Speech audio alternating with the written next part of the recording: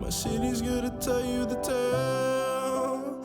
Everyone was left in the veil. My time won't come to an end. Take a look around, it's a war zone. The damage is already done. Take a look around, it's a war zone. The damage is already done. Take a look around. And keep your guns high. It's a war zone. It's a war zone. And I'll be fighting for my life, so keep your guns high. It's a war zone. It's a war zone. And I'll be fighting.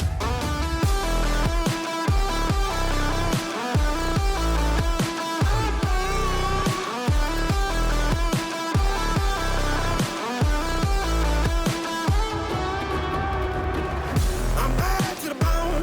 Got blood on my knees. I'm bad for my life, I'm fighting. Yeah, I'm bad to the bone. Got blood on my knees. I'm bad for my life, I'm fighting. The ash keep burning down. No, you won't hear a sound. The screaming bottled within. Take a look around. And keep your guns high. It's a war zone. It's a war zone. And I'll be fighting for my life, so keep your guns high. It's a war zone. It's a war zone. And I'll be fighting.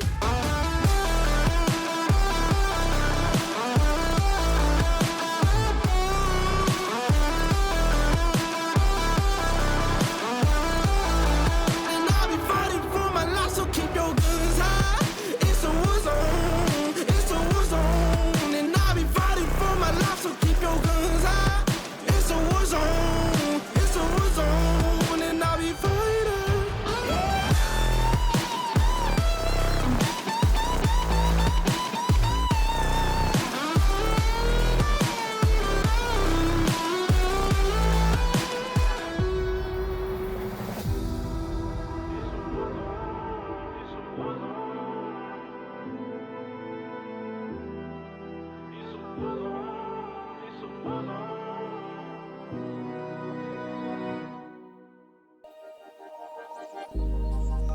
Started as a whisper, message from a new world I'd never known.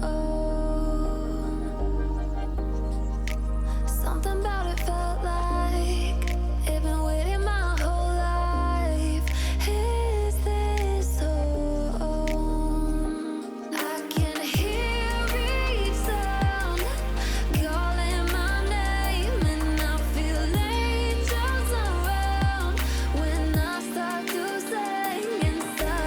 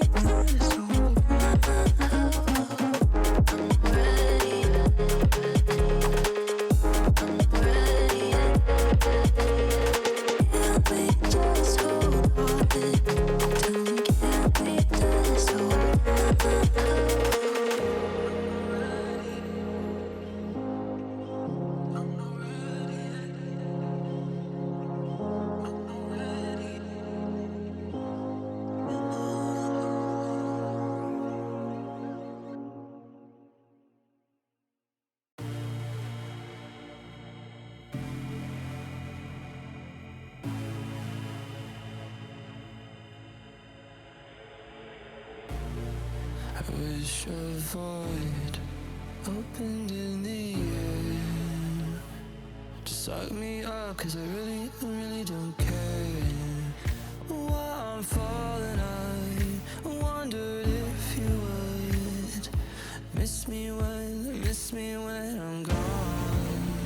While I'm falling, I wondered if you would miss me when I am gone. I feel so hollow, hollow inside, hollow inside.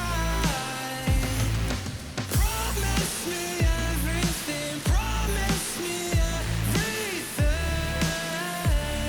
but please don't lie.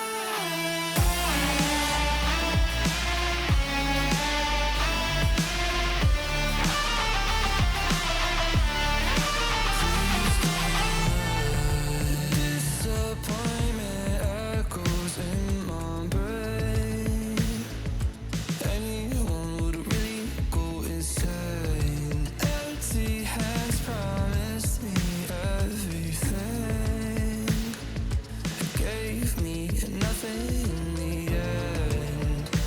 While I'm falling, I wondered if you would miss me when I'm gone. While I'm falling, I wondered if you would miss me when I am gone. I feel so hollow, hollow inside, hollow inside. Promise me everything, promise me everything, but please don't lie.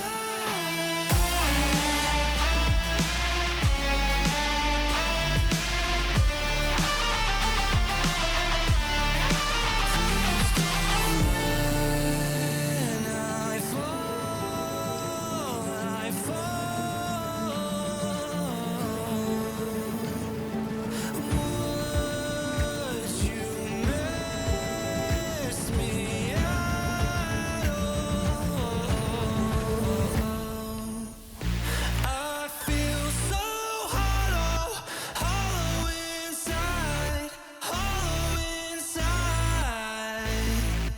Promise me everything, promise me everything, but please don't lie.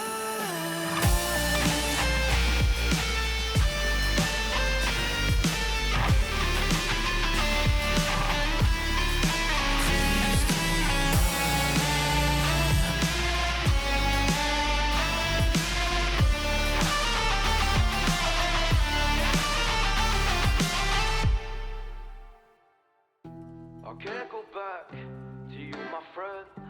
Don't even ask, don't play pretend. You know you left me lonely, I could tell them the whole story. It may take a couple hours, I've got time, let's get to chat. How could I explain the situation? Man, it's so damn complicated. Where do I start, where do I end? I should go back to bed. I'm going back to all the basics, teaching myself now how to erase it. It's like learning a whole new language, and I'm afraid, too scared to face it. I just want consistent clarity, but all my thoughts destroying me some peace of mind. It's all I need to give peace to all of my family.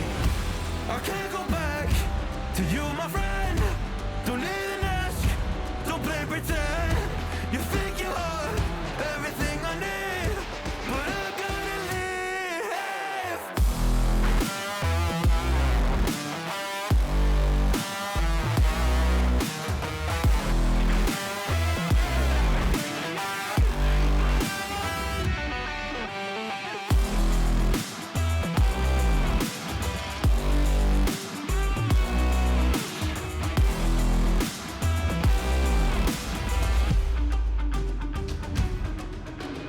Try but can't get through to me. It's not you, yeah, it's always me. I close my heart to you, you see it opens up for nobody. It's been so hard to fall asleep. The weather always makes my nose bleed, makes my nose bleed. It's so hard to believe that one day I'll feel peace. I want control over my life, I want that driver's seat. Yeah, it's not you that I need. You push me down when I'm weak. You were never there for me. Go pick up your keys and leave.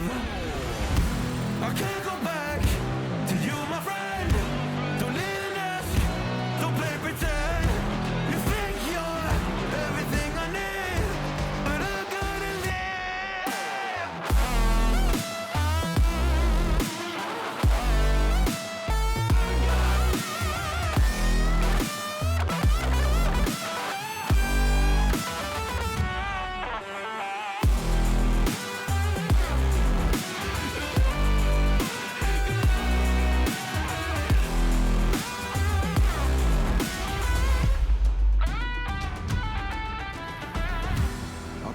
back to you, my friend.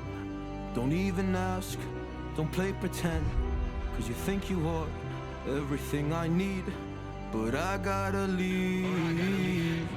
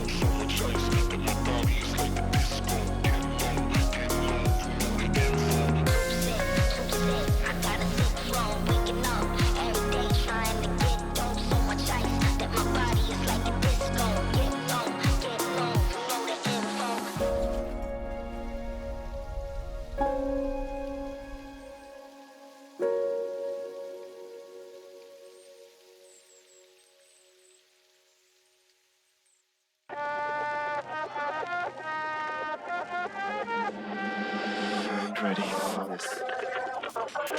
I just want to be myself. Don't talk to nobody else. I want to be someone special. I don't want to be a typical person. To get away from my town, start from fresh with a fundamental. I feel it right. I feel it right. I feel it right. I feel it right. I feel it right. I'm learning how to be a better version of you, and now I realize I'm talking to myself. Doesn't really need to be forever. Doesn't make you feel better. I feel it right. I feel it right. I feel it right. I feel it right. I feel it right.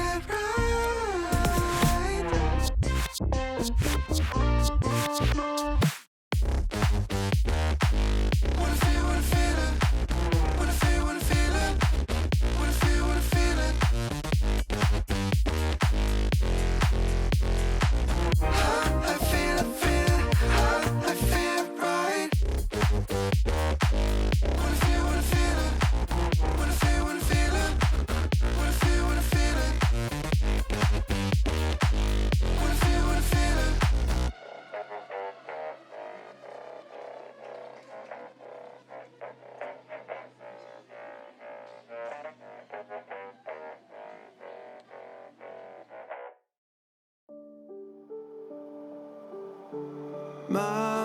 said you're meant to burn as bright as a star among the midnight sky.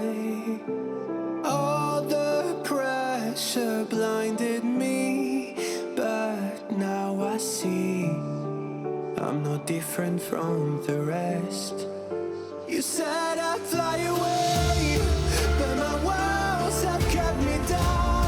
Now I'm lost and I'm afraid, and I'm close to hit the ground. You said I'd fly away. You said I'd fly anyway, but I keep on falling.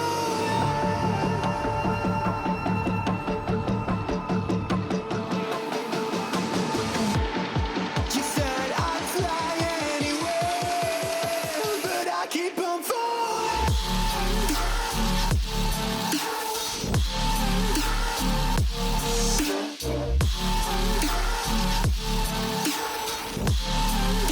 But I keep on falling.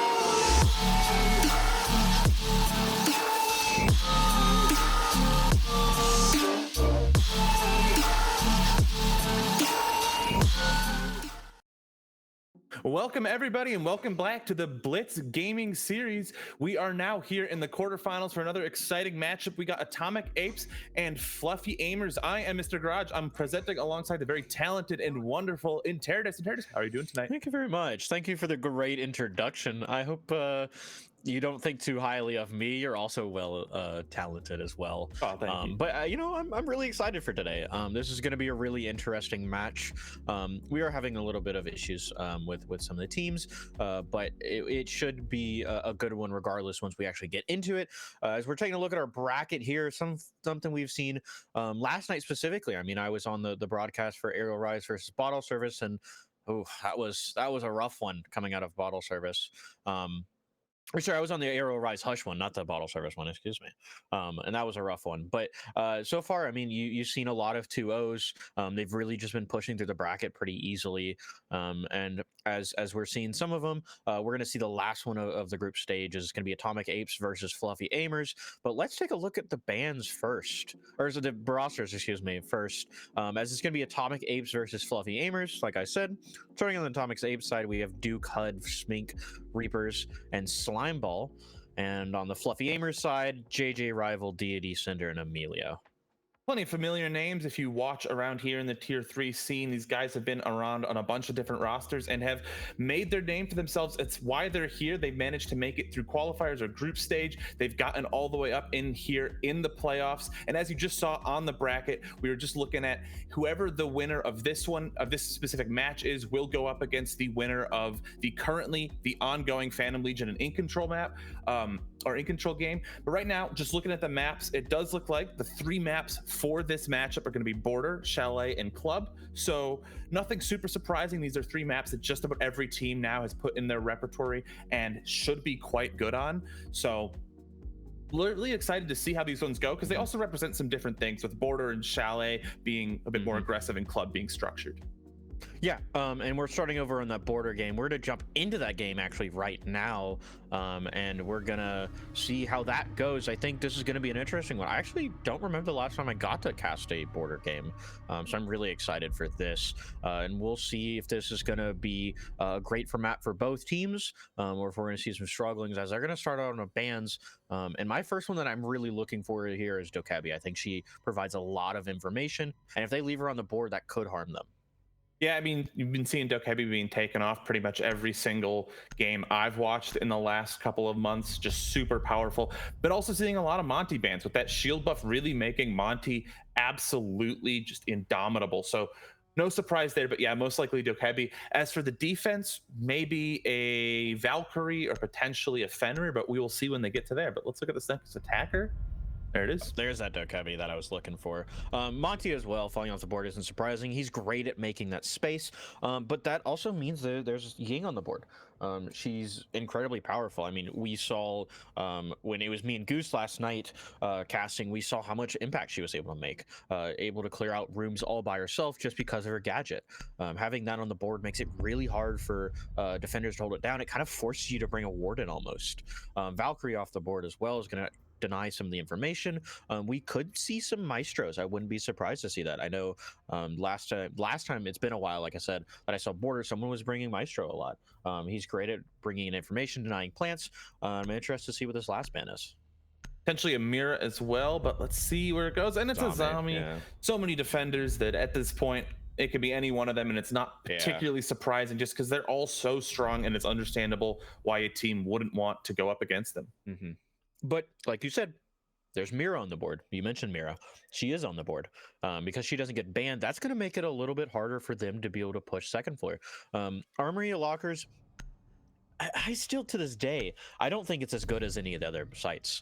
I think people still have the nostalgia from last time before Border was kind of redone, and they're still bringing it in. I don't think it's a great site. We're going to see them bring it here first, and we'll see if they have success on it. Excuse me. But I think players can get really punished for this map, and they've got to be really unique in the way they set it up. And also bringing that mirror right away too, so definitely worth looking to see how those mirror strats are going to be able to extend control and line of sight across the entirety of the top floor, as you were just saying, because it's not a big map border. It's a relatively small footprint, so a single mirror window can pretty much cut the map in half, and you can really deny a lot of rotations that attackers would attempt to make. And as we're getting into this first round, the big thing I'm looking for, specifically on the attacker side, is how much impact this line is going to be able to make. Being able to use him to kind of shut them down, prevent them from being able to rotate, and just push around some of these roamers. It'll be interesting to see how much impact Emilu can make, but it looks like Duke's trying to start us off with a spawn peak. I believe it's actually Reaper's at the door right now with the boss G. Yep, trying to live up to his namesake, potentially find an opening pick here, be the Grim Reaper to Fluffy Amos, but it doesn't look like anyone has spawned over on that side of the map. So luckily for Fluffy Aimers, they're going to be able to at least start getting towards the map uncontested. But that is just going to give time for Reapers to relocate, as that Vigil can lurk around, completely deny information, as it can't. Much more difficult to drone out. It's exactly what you see going on right now. Actually, someone's already pushed in the bottom there, and then we see that first engagement, and Reapers is the first one to be caught out. Not finished off until now, so there it is. It's going to be Rival getting that first opening pick, and that's a pretty big one to find right away. Absolutely. Vigil off the board, like you said, how much damage he can make just being able to hide from drones. He's going to be gone, so they don't have that time waste. But one's going to fall, and that's JJ Blast. That's their hard breach off of the board. Any walls that have already been opened are going to stay open, but everything that's closed will stay closed. They don't have an answer for it. Other than that, I don't see any can openers on the board, and so this could be very hard for them. This is certainly kind of living up to the border that we normally see as Rival gets downed all the way over in West Main stairs. That's because Schleim here is holding deep in security as Legion, not letting go, probably just going to give up their life if it comes to that in that position. You can just delay so much time on so many different angles from there, but that line call going to give a brief moment of quiet as the action has been pretty quick and explosive, as it usually is on border with such a tight map. It's a very, very aggressive and gunplay oriented map. And they were able to pick up Rival, makes it just that much easier for them, but they've got to get through. And the first way to do it is putting a bullet in Duke's head. They've got to deal with this player sitting inside of there, and he's gone as well. DD to pick up one. It's all up to HUD to finish off this round, but he's got 4 players to deal with, and he's stuck. Having to come all the way up metal stairs, these lion scans, freezing them in place. This is going to allow Fluffy Aimers to really take sight. You're going to see that they're going to smoke it off, intentionally put plant, but a pre-placed C4 is going to find someone, but Emilio's got the cross coverage here from this open wall in break room. It's an easy shutdown and an explosive bloodbath. What a way to start this game off. I mean, I kind of agree with it, similar to what we've seen on Border previously, where you started off in just kind of a TDM fashion. I mean, you saw them absolutely hunt down Reapers, just hard fight him down. You didn't even see him get droned. I don't believe I saw a drone on him. I assume they were just assuming threats within the map, and that's what they were able to find him on. But the rest of the fights were just found not off of utility. They were just swinging stuff. It's a lot of things you'll see on Border because there's so many different angles to clear. Sometimes you don't have the time to do it with a drone, and so they decided that they weren't going to do it. They were just going to take these fights, and it ended up working the way of Fluffy Aimers. I mean, if you're going to take a TDM, especially on Border, it's generally going to go the way of the attack. That's not the way you want to play as Atomic Apes. You have to play off of more utility. You have your mirror on the board. You have that vigil to waste their time. You can't take these early engagements. You can't give up this early space over towards them. You have to force them back with utility, and that's not really what we saw in that last round. I'd like to see that kind of changes going into this next one, and if they can make it, it could be successful for them. Well, Fluffy Aimers got lucky with that Vigil, managed to find that pick and win out that gunfight, but it looks like they're not going to want to take any chances as they're already bringing a Deimos just to make sure they can really hunt down any roamers or any people lurking about. And especially Deimos, when you're attacking second floor, can be so strong because you go in below and you can chew through the floor from below with that revolver while you have the pings. Really strong, and that's exactly what we see right now. Just look at that, looking for that mirror potentially. Maybe gonna send the scan out and try and find it, but just opening up these really strong positions that defenders like to play, because that pistol just absolutely chews through the floor just like that. But they've also got JJ underneath on the buck that could make a lot of damage, but it's gonna be Deity to start it off, taking Schmink off the board. That's a dangerous one to lose. They don't have that smoke to slow them down anymore, and so excuse me, their end of the round is gonna be that much harder. They don't have that slowdown. They've got to use Legion to prevent them from being able to get in sight, but it's gonna be guns up for the rest of them. There it is. We were talking about the revolver coming to play. Rival finds one pick. Reapers answers back, but Emilio is keeping Fluffy Aimers well in the advantage position here as there are 2 defenders remaining. Now, we do look. Rival's on quite low HP, so will go down pretty quickly, even if he just hits one of those goo mines that potentially Reapers managed to put down before dying. But I mean, this has just gone so quick, and it's going even quicker as JJ Blast finds another one. DD finds the last one onto Duke, and I'm not even having time to get out my full statements here as they are just finishing these rounds before we even know what's going on. Yeah, I mean, Fluffy Aimers is taking it properly.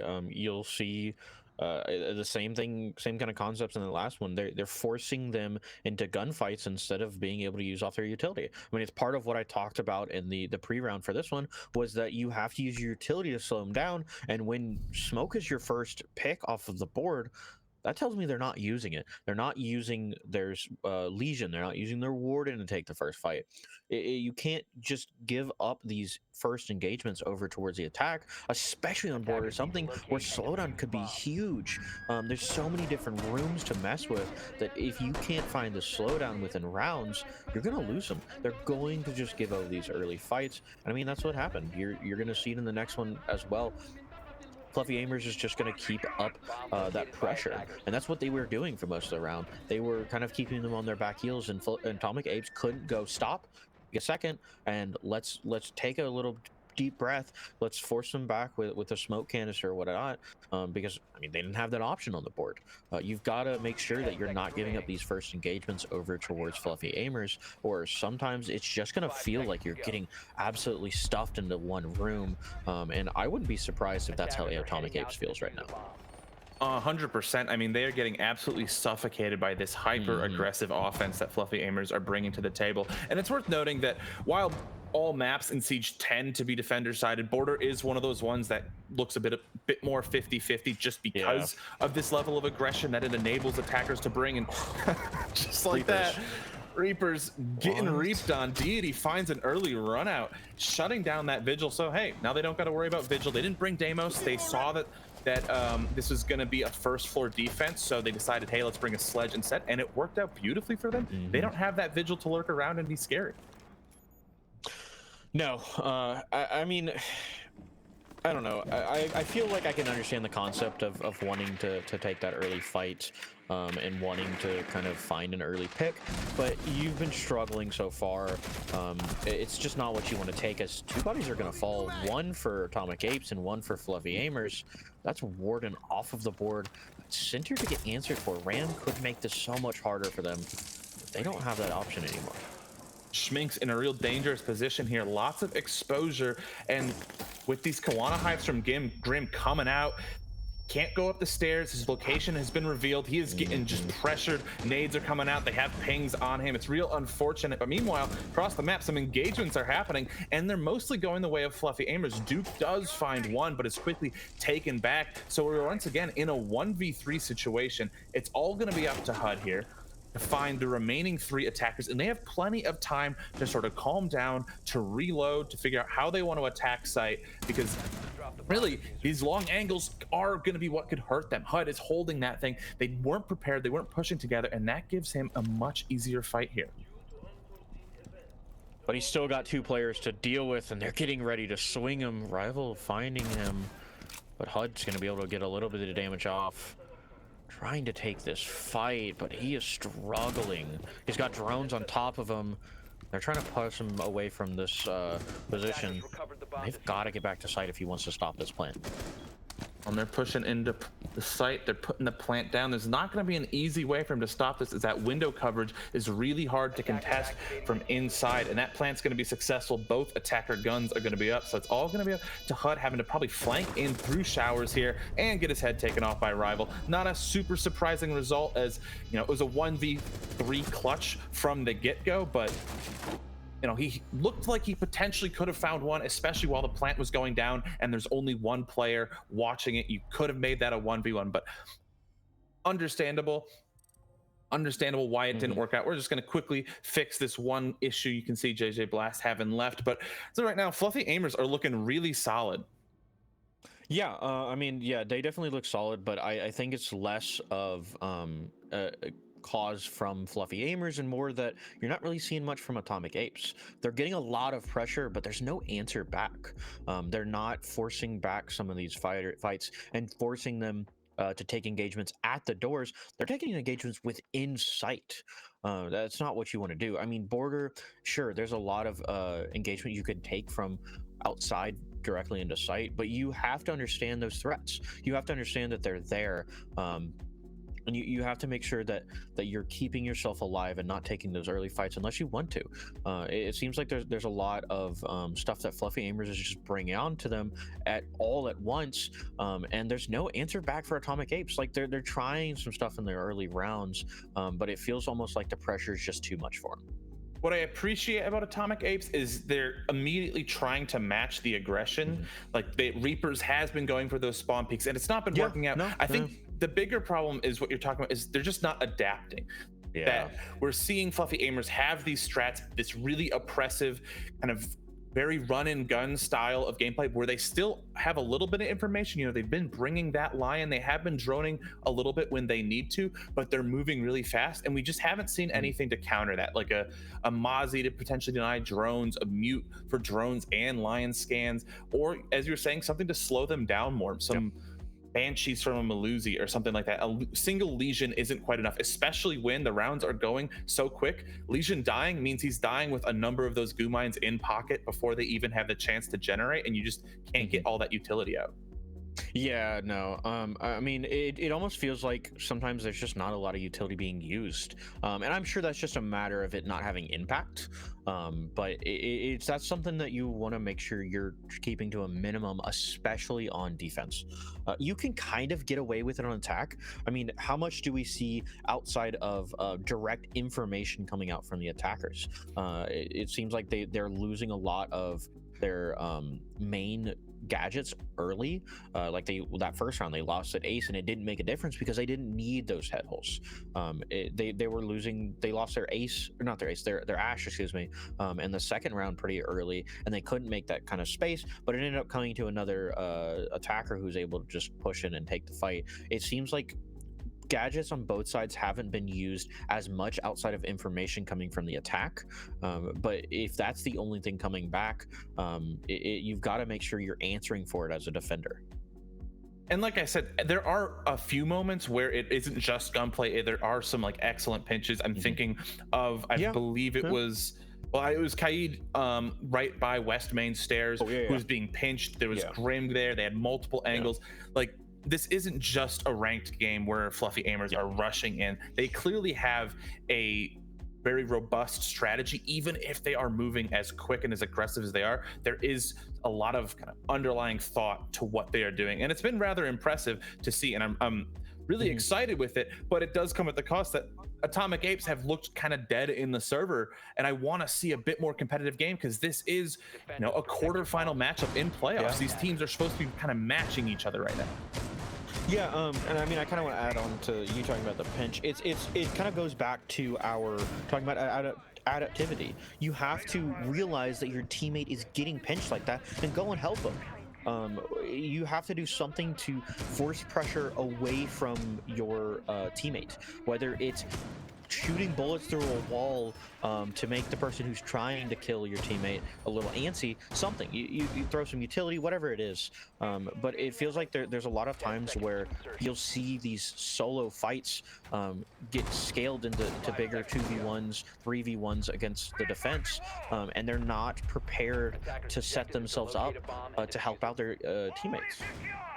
Well, as the new sort of system allows, we have now swapped sides without having to go to all 6 rounds. We're swapping every 3 rounds. So Atomic Apes have the chance to kind of redeem themselves and show what they're worth here on attack. I'm immediately drawn, though, to Fluffy Aimers, because look who they're bringing. They're bringing that Maluzi who we were just talking about. Those Banshees could be really important. They have a castle, too, to just slow down the attack. So if Atomic Apes are looking to try and move quickly, they might get caught up on this utility that Fluffy Aimers has already put down. And that could be exactly the difference that makes Fluffy Aimers just the better team today. Yes, but I mean, we'll see if it's just coming from attack. Right. It could also be that they're just really heavy entirely, and it's going to be stronger on the attack. It could be that they're just really strong on attack. We'll see if they come over to this defense round. I already see HUD coming in that first floor, already kind of getting some space, but DD is going to be a big worry for them here. They've got to push him out of here. They're already looking to do that. Well, Reapers does get the first pick, but Schleim went down and is finished off. Schmink follows up, though, to put Atomic Apes for the first time in man count advantage, what feels like the whole game. Reapers doubles that, and Dookie makes it a 4v1. So Atomic Apes coming out swinging, and it's going to be all up to JJ Blast. Can't do anything. We were just talking about how potentially this could have slowed things down. The defensive strategy we're seeing from Fluffy Aimers, it did not. Atomic Apes just went in there, cleaned house, and I think you're right. Very well might just be a attacker-sided border, which just feels wrong. I don't know why. Like, I've seen attacker-sided maps both ways, but it doesn't feel like they're just not prepared. Maybe I'm not terribly sure. There's just a lot of adaptations that aren't happening. It's obviously easier for us on the desk to be able to look at this and go, oh right, it's this and this, but as a player it's a lot harder to be able to see that. So being able to understand that adaptation, maybe that's the disconnect. Maybe they're not seeing that, hey, there's so much early space that's being given over to the attackers. They're able to get into the building without much danger. That's part of border, is you have to meet them at entrances. You have to force them to make some sort of sacrifice, whether it's a player, whether it's half of their bullets, whether it's utility, whatever it may be. You have to force some sort of sacrifice to even get into the building, but there's just not really happening here. 5 seconds left. Looking at Rival and JJ Blast on Pulse and then Solus respectively. So that's going to be 2 operators lurking around above or on the first floor site where Bomb is and just gathering information. And so potentially this might lead to a more aggressive play, as these guys could be making lots of call outs to assist everyone else, but we'll have to see. Also worth noting, Schmink going on the Blackbeard. You just don't see it much, but as much as Blackbeard is a boring character to play, I like seeing it every once in a while. It's kind of fun, right? I think I'll healthily disagree here. That's fair. I don't know if I enjoy playing, seeing, even witnessing him being picked. It's just an operator that's such a low skill level that it kind of hurts to just watch them get free kills. They're just getting free space. This is what I'm talking about. You're not meeting them at the entrances. They just walked in and there wasn't a thing they had to do. Blackbeard took this space. There wasn't even a bullet fired from the defense. So they know Blackbeard's in there because of the pulse, but are they able to do anything about it? Well, they open up the floor and they're able to find 2 picks. That's pretty big. Emilio and Rival light up the scoreboard here and are able to put Fluffy Aimers ahead in what looks like might be the first successfully defended round that we're seeing. A few gunfights still going on right now, both on the first and second floor. C4's going off to try and find Schleim as he's contesting Armory right now, but didn't find him. That Pulse still knows it kind of exactly where he is, though, probably given that call out that he's officially left that Armory's area and is potentially trying to do a rotate, which is a smart move from Schleim. But does he really have a plan here to get in? So much of his team has already been taken off, and it's really just up to him and Duke to make something happen. And Schleim to start it off, being able to pick one onto JJ Blast. They're hunting down this player. He's looking at the wrong place. I don't think he expects another drop as well. Sees the gun barrel of one in the corner. He's gonna run out, gets found by Dukes. Another one to get spotted, but no, Deity to shut it down, picks up the second kill. And unlike my UMP last night, he's able to take down those two players, and it's firing shots. A great little play there from Deity, because for a second it kind of got scary there. You know, the Ace almost had that lineup on Deity correct, and if he had just sprayed an inch to the left, maybe it would have found Deity's head, and then we're looking at a 2v2, but didn't go that way. We see that first successful defensive round go the way of Fluffy Aimers, so they show that this is not an entirely attacker-sided border, and they're able to stop Atomic Apes and put themselves up on a pretty good scoreline. They're already up to 4 points here. You know, if they continue like this, if they just trade out rounds, it's an easy regulation win on this map. Yeah, I mean, they did obviously find an answer back, but I mean, it's not very often that I see a win and I'm kind of disappointed.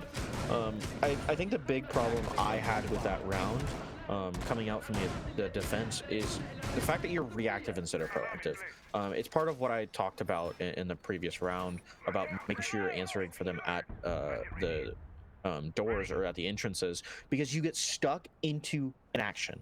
Part of defense is you want to force them to take the action first. You want to be able to take an action and force them to be on the reaction, because you can assume what reaction they're going to make, but you can never let them take that first action as attackers, because they're just going to start off with the advantage. And sure, they were able to win that, but let's say the body through the floor wasn't found. That could have been really bad for them. Seeing some castle barricades get opened up. The standard approach here as this balcony and these windows are being kind of poked through, seeing if the attackers can't find anything. This is a very standard approach here, just waiting for the defense, who have shown to be very antsy and very mobile, constantly moving around, seeing if the defense will potentially expose themselves, just like this, just like we're seeing is this engagement where Deity kind of trying to see if he can't find a pick, but potentially going to give himself away as he takes the first bullet there, taking a little bit of damage, and for a lean peek. Not going to find anything, though, and it will end up being a dud. Meanwhile, covers a great push in by Reapers, who's immediately traded out, though, and that's a good trade from JJ Blast there.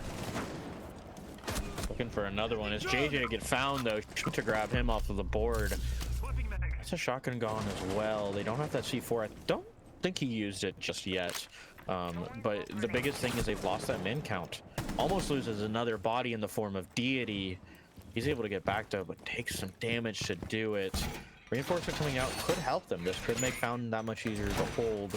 And as they're falling back, there's so much space right now for Atomic Apes to work, but they haven't really used it. No, Atomic Apes have still plenty of time, though, if they want to push in and maybe start looking for a more utilitarian approach to site. They do not have any hard breach, unfortunately, and Schmink with a big pick. Deity answers back, so keeping that man advantage to Atomic Apes only in one is really big right now for the defenders, as they can keep that clutch attainable. And right now, Deity not going to catch either of those as they rotate all the way through here. They're going to be going towards breakthrough, but an errant hop over is going to put one of them down. Duke is down, but they do manage to trade Deity out. It's an effective 1v2 right now. If Sentier pushes, he could potentially find one. They're going to be able to get Duke back up. Sentier holding this aggressive angle in Fountain. I don't know if they know he's here. He's going to swing around. He's going to find one. He's going to find two. An excellent read to put this into a 1v1. He just has to potentially fall back and play time. He's looking the wrong way, and HUD manages to get the kill, but for a second, I thought that 1v3 was oh so attainable. The timing. The siege timing unfortunately takes down Center in what could have been a great 3v1. But I mean, wow, I'm kind of thrown. The fact that like it even almost happened is insane. How did he not get hit by the nomad charge, by the way? I was wondering where did it that go? same thing. It was either just a little too far away, or he was peeking while it was doing that brief charge up phase. After you shoot it, it takes like a second, and he intentionally peeked, but I don't know. I'm not sure. I It was think either would have hit him. it was a great read either way. Pick off the Yeah. nomad and anticipate the person swinging from that head hole in security. It was just the wrong read on where that third person was. But Yeah, really solid he attempt. kind of had a little bit of a read on it, but it is unfortunate that he ended up turning there. But yeah, I mean, I think it was a good attempt. The fact that it got there though is insane.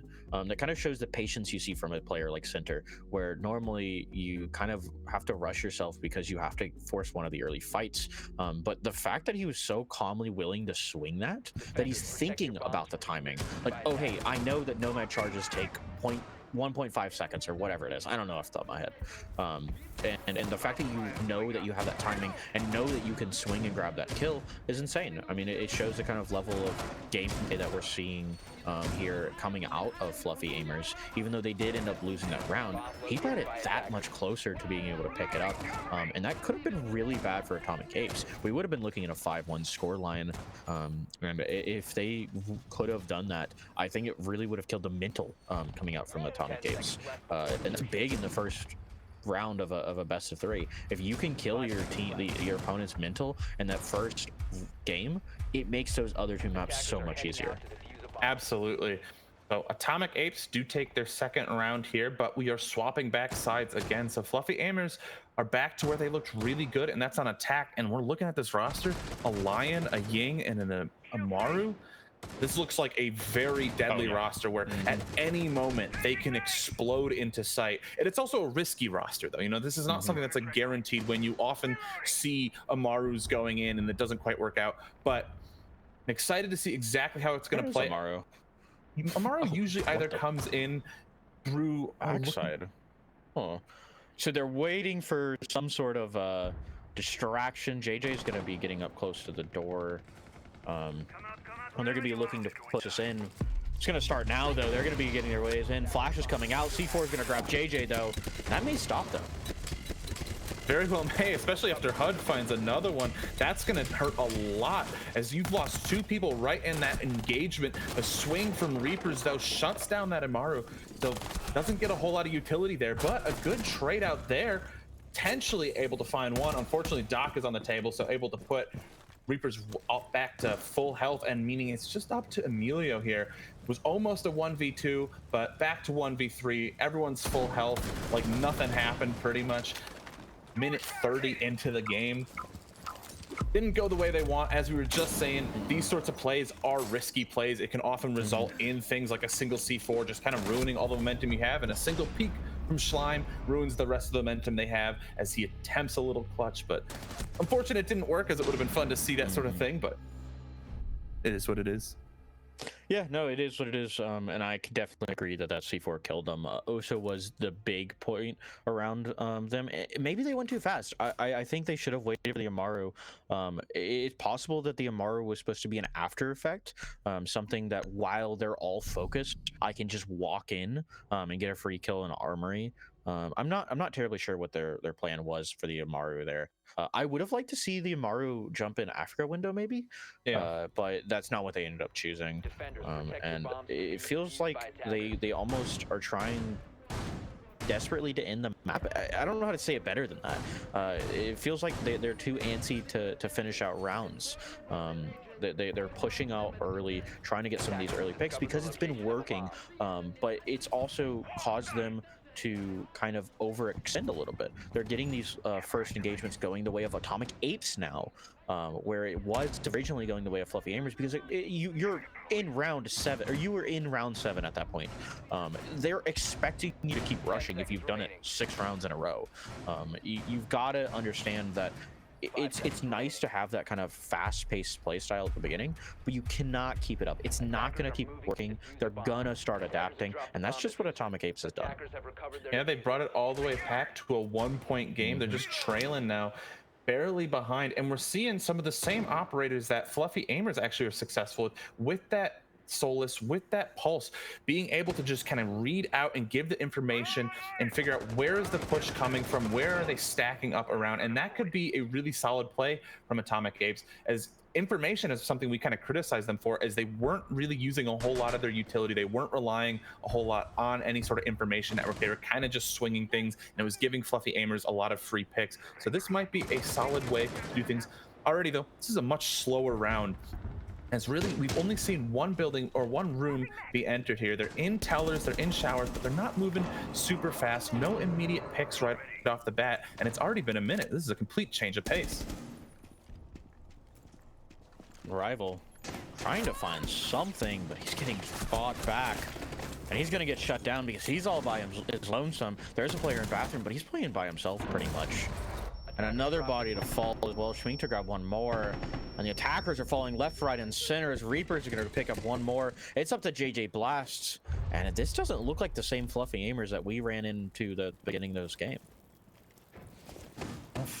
Fluffy Aimers seemingly not changing enough, while Atomic Apes have read the book and have been able to kind of figure out what Fluffy Aimers' one trick was. So now the onus is on them. Fluffy Aimers have to come up with a new strat. They can't just keep this aggression up because it's no longer as successful. And we're looking at a tie game unless a 1v5 ace clutch is happening. I don't think it's going to happen anymore, as JJ Blast is now dead. But tie game, we have to see what are Fluffy Aimers going to do to adapt, because beforehand it was what was Atomic Apes going to do. Atomic Apes were struggling. They didn't look like they were adapting. And now that Fluffy Aimers, their strats have sort of dried up, they're not being as successful. What are they going to bring out here? This is an important round to look at. Yeah, I mean, I think a big part of it that we've seen so far out of that adaptation is them actually meeting them at the doors. We saw it come a little bit out of Schleimball, or no, sorry, Reapers, excuse me, playing the Vigil, trying to spawn peek them, but that really wasn't what I was looking for. I was looking for more what is happening now, where you see a player walk in the building and they're known. Information is being given over to Atomic Apes to kind of deal with it, and they're answering for it. They're preventing any sort of space, any sort of ground from being given over towards Fluffy Aimers, and it seems like they're kind of unsure of what to do to answer for it. They're trying the same tactics. They're still trying to walk in the building, excuse me, but they look more discombobulated. They're not as prepared to continue making space. They're way too worried about getting in the building, and I mean that's a good thing for Atomic Apes. There's so much pressure at those choke points, and it's just going their way right now. Well, Sent here potentially might be what Fluffy Aimers see as their new key to success, as that blitz could give them more space in the round. It could make clearing some of those gunfights a bit easier. We're going to see a pretty early on gunfight potentially, as Reapers is posted up right by a window, has that heartbeat scanner out, so is making the calls that Rival is right outside this wall. HUD might potentially try and do a wall bang through that barricade. This Ace is going to push in. Rival gets that first pick though, and that's pretty huge as they shut down some of that immediate aggression. Ace able to tank those bullets though, allowing for Schmink to get a trade back. Reapers finds another one into center as he goes through the window and reveals too much of his body, taking too much damage. So Atomic Apes somehow walk away with that with the advantage. And this is what I was talking about, meeting them at these doorways. They're going to be able to find one. They still haven't gone far into the building. The farthest they've gone into is sitting here in detention and jumping inside of a window. It's just been rough for Fluffy Aimers. They could find two answers though. Duke and Reapers off of the board. And some space given over to them, but you can see how scared they are. They aren't willing to take that fight because they expect someone else to swing. One to walk in. They're trying to find a free fight. JJ to get it though. Schmink off of the board. This could be the answer that Fluffy Aimers were looking for. Schmink's been so good this whole matchup, so yeah, taking him off is pretty big, but there's still two more defenders to find, and HUD isn't going down super easy. It takes two of them to shut him down, but Emilio kills HUD and finds Schleim.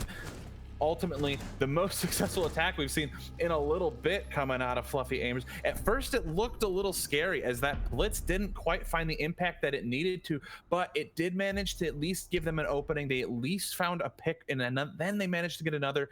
They evened things out, took a breath.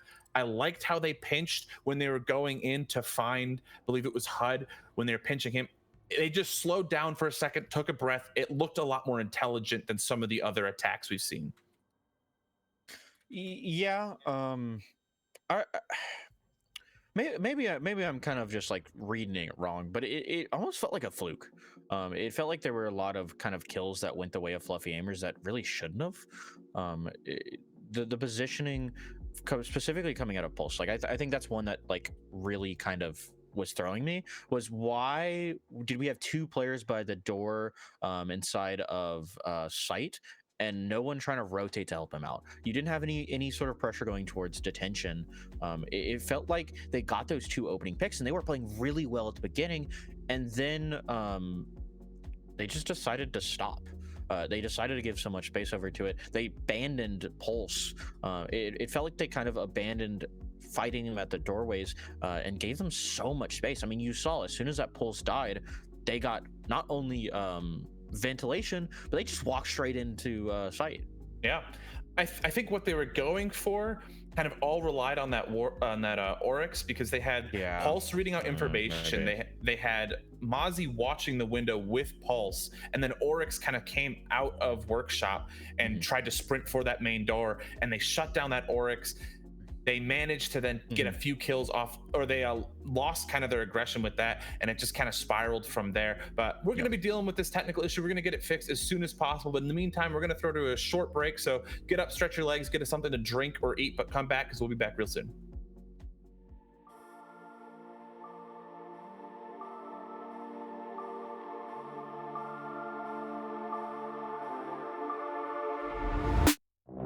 My head in my hands, listen up, says my teacher. In front of the class, he says if you're not a believer, of views, that's on you. Better shape up and pay your dues. Of my views, that's on you.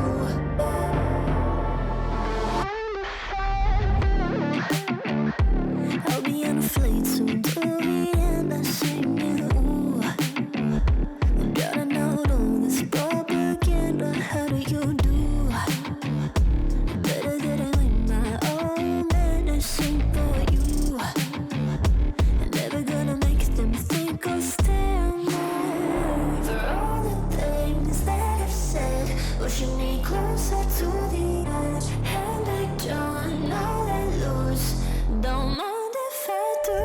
For all the things that I've said, pushing me closer to the edge. And I don't know that lose. Don't mind if I do.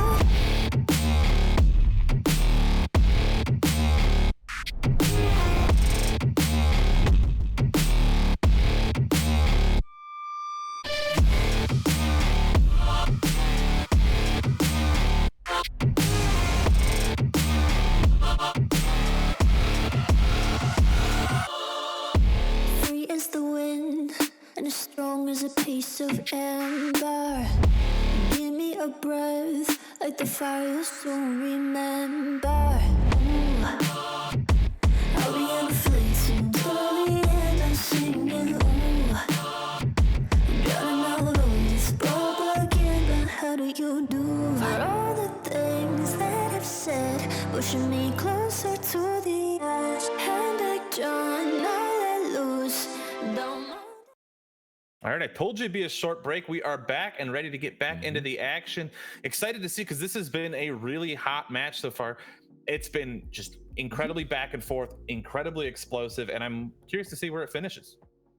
Yeah, no, I mean, we're sitting at 5-4, right? Yeah, I Yeah, believe so. 5-4. Okay, I had to double check because we don't have game feed just yet. But yeah, there it is, 5-4, coming out of Fluffy Aimers, and this could be the timeout they needed. Maybe they took this break to figure, hey, maybe I don't just walk in the building 4 times in a row, even though it is defense though. Is it on the lower third? You know, whatever. But I don't know. I don't know if we'll see a change. Obviously, we're on defense here, so we're not seeing their attack. But some of the issues we saw specifically coming out of their defense is, like I said, they get too antsy. They take some of the engagements that we saw coming out of Atomic Apes that just I don't love. I'd like to see them kind of be a little bit more cautious in some of their gunfights, and still obviously meeting them at the doorways to the entrances into the building, but making sure you're taking advantageous fights.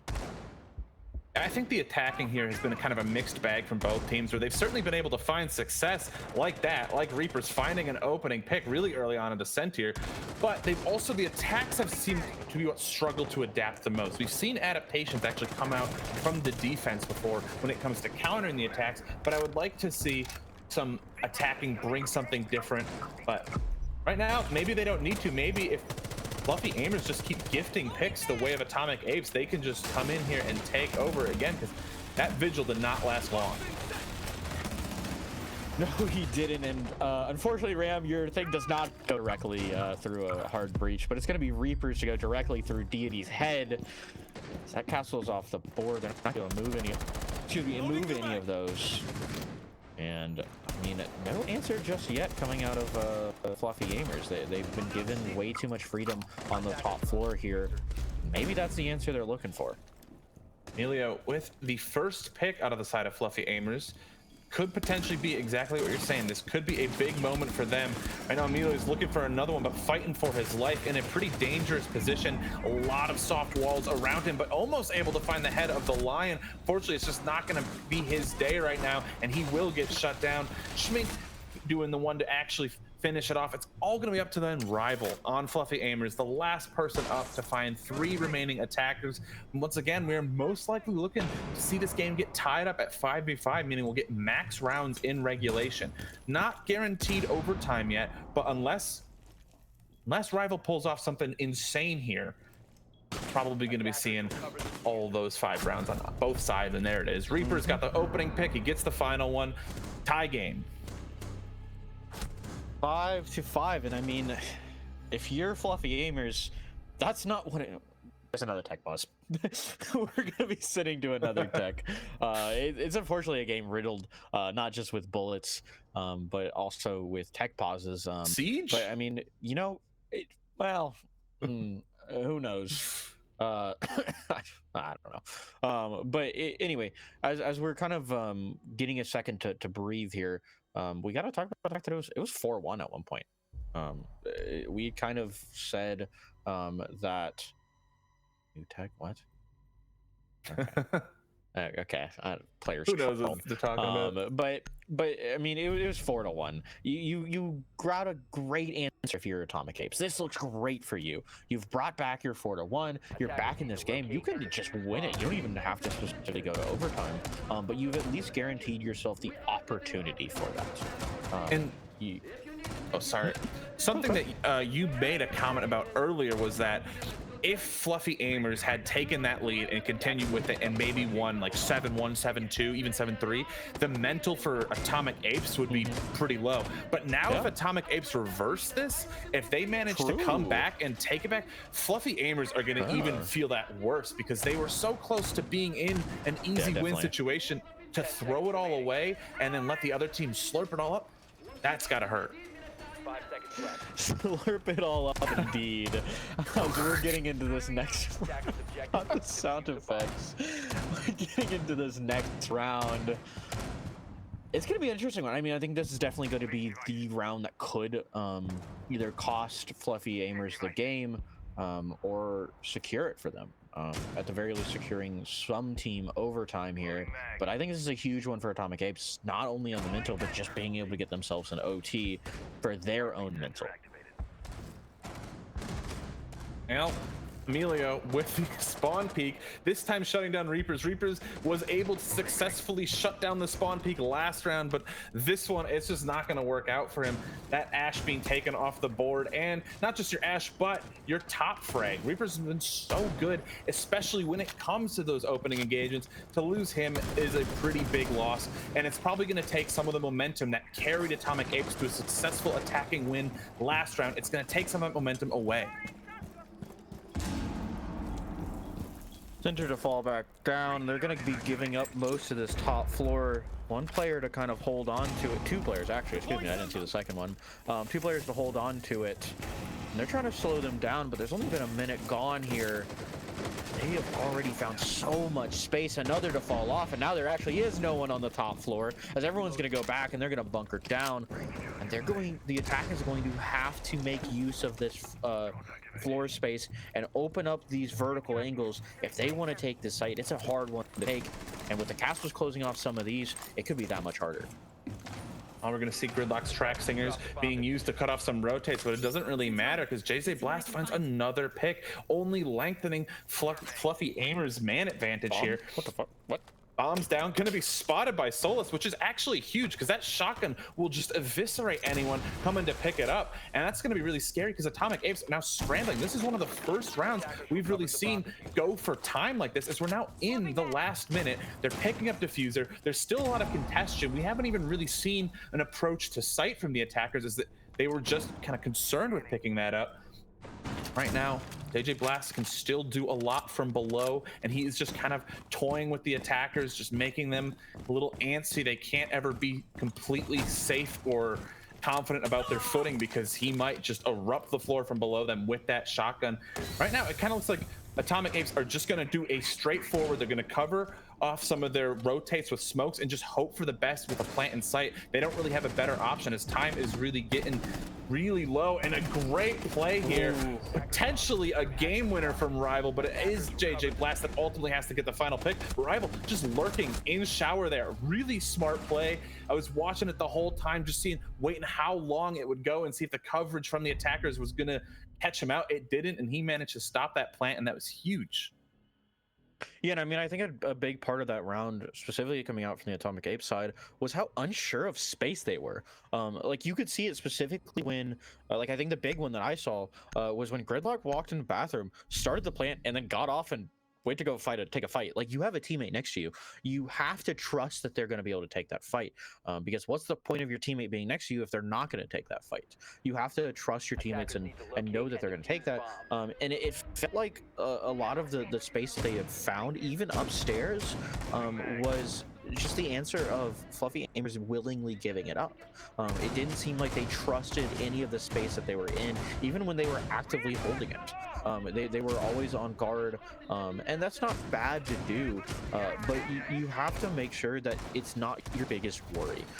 Your biggest worry should be what's next. What is my big danger to take the next space? If not, what is my danger in my current space? If there's active danger on it, sure, take all the time in the world that you need and take a fight onto that active danger. But there was no active dangers. They were just getting super caught up on all of the passive danger that could have happened towards them, and I mean, I think it cost them the round. Well, we're back up now to Armory, so Fluffy Aimers have a chance to win it out here in regulation. They managed to stave off Atomic Apes taking the lead on this map, but it was a close one. So Atomic Apes have to successfully pull off an attack here, or the first map goes the way of Fluffy Aimers. Seeing a pretty standard and a much safer approach, as none of them are on those balconies. They're all kind of holding out by the big air conditioning units, using those as cover and starting to break through the windows. But we are seeing Duke push in. Duke's already in waiting room, potentially to go up West Main stairs here, or East stairs, sorry. Potentially find a pick. I don't know if he's been noticed at all. He's been pretty quiet and could find something, but some bullets go near him, potentially indicating that they know someone's there. Default cam, I'm not even sure if it's been shot yet because he potentially doesn't want to give his position away. So he's just looking to see if he can't find an opening pick, but no one from Fluffy Aimers has yet gifted him such a luxury.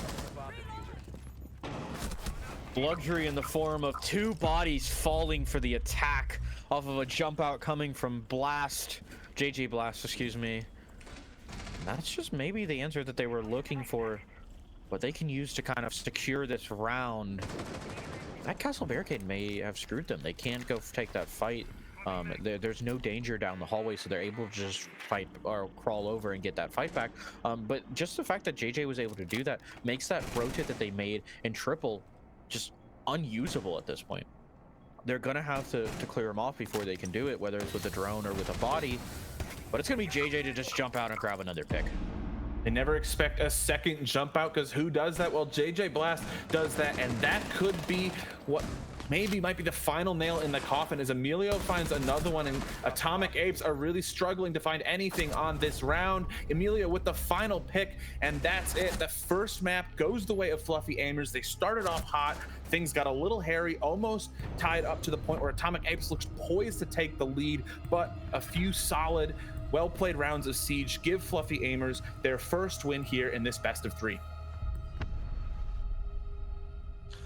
And as we're finishing out this first map, I think a big thing that we got to talk about is how volatile they were in both. It seemed like you'd find an answer back, and then it'd get answered back forth and back and forth, and they were really adaptable, both teams.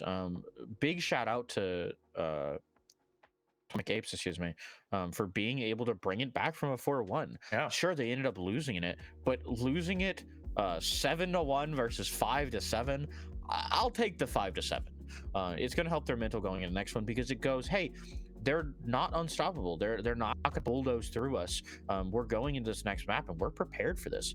And it'll be interesting to see what kind of answers we're going to see in the second map. But we have to get to it first. We have to kind of let them take their time before we actually move over to, I believe it's Chalet. Yeah, Chalet. And we'll see. I mean, I think it could be a map for Atomic Apes. It seemed like they were doing a good job of kind of answering for the doorway walk-ins for most of it. And then Atomic Apes were able to pick it back up, and it seemed like the pressure went away a little bit, but it wasn't that domineering pressure coming out of Fluffy Aimers that was at the beginning of this game. Yeah, very well put. And the maps kind of get progressively more structured, with Border being maybe the most Hell in a Cell, just very aggressive gunfighting map. Chalet is a bit looser than some of the superstructure maps, but it's not quite as structured as something like our final map, where if we get to that is Clubhouse. But we have yet to see those maps. Chalet is next, so we'll be getting to that, and that'll be in a quick break right after this. So once again, stretch your legs if you need to. Again, grab something to eat, grab something to drink. We'll be right back after this break.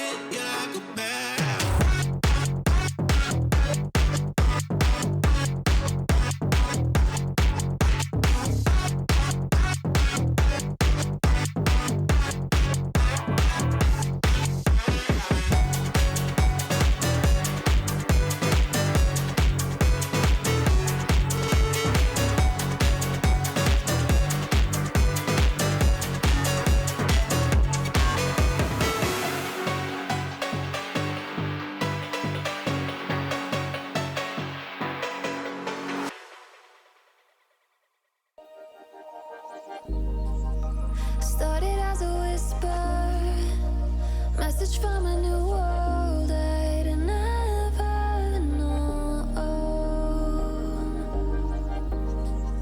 Something about it felt like it'd been waiting my whole life. Is this home?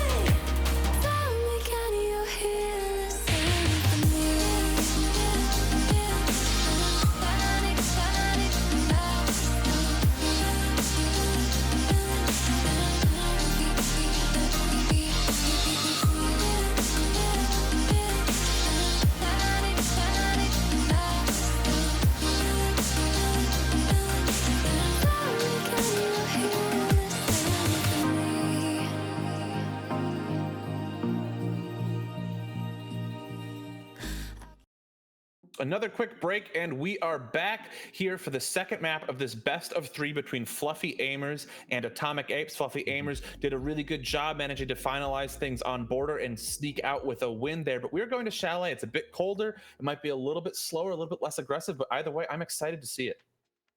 I probably would not be expecting less aggressive. It's Fluffy Aimers. Yeah. They're probably going to be bringing it right out from the start. I wouldn't be surprised to see a Blitz Lion rush again to start it off. But it is... Oh, wait, nope. I lied. It's defense first coming out of Fluffy Aimers, so we won't see that. But a lot of spawn peaks is what I'm looking for in their future. I had tons of windows on this map. Window play is so important as an attacker, but vice versa, it does give defenders a lot of opportunities to find their spawn peaks. And we did see Fluffy Aimers love to take their spawn peaks, regardless of whether or not it was working. So I'm really excited to get into this map right here and right now. And you know we got to talk about it. It's what starts off every single game. It's the bans. I expect to see that Monty, that Dokebi. I'd like to see a Ying, but it probably won't happen. We'll most like, honestly, I wouldn't be surprised to see the exact same bans. That Monty, Dokebi, Valk, and Azami. Azami being great up in library. Yeah. But once again, that leaves Ying on the board. That leaves something like Brava on the board. It doesn't get banned as much, but some people do like to bring it. And never mind. You know what? There it is. I was just caster cursing it because I wanted them to ban it. Definitely, I'm not coping right now. Sometimes teams like Azami so much on that top floor in library that they don't ban her, and we might see once again a Fenrir be taken out. But now I'm curious to see if they're going to go Monty or Dokebi. Probably Dokebi, just because I feel like I'm caster cursing myself again. Just happened. I said they're going to do Dokebi. But like, they take Monty. Okay, true. I'll give you that. But yeah, I mean, I think I want to specifically talk about the Brava ban here, because I think a lot of people don't understand why Brava gets banned. It's specifically because of how much utility you use on Chalet. You see a lot of Arunis, you see a lot of Malusis, Maestro kind of, but there's so much information on the side of the defenders nowadays, and Chalet is a huge information map. If you can deny as much information as possible, it's super easy as an attacker to be able to find space, because they don't have this kind of information to rely on. They have to take or they have to force space, and with Fenrir off the board as well, this looks great for attackers on Chalet. Certainly does, and wonder how quick or how aggressive Atomic Apes are going to set the pace of the attack. As they are attacking first, they kind of get to choose what is the first note we start off this map on. It looks like they're going for something with quite a bit of utility. They're bringing that Dokebi now that Dokebi is available. They're bringing Capitao, who 4 bolts can do so much.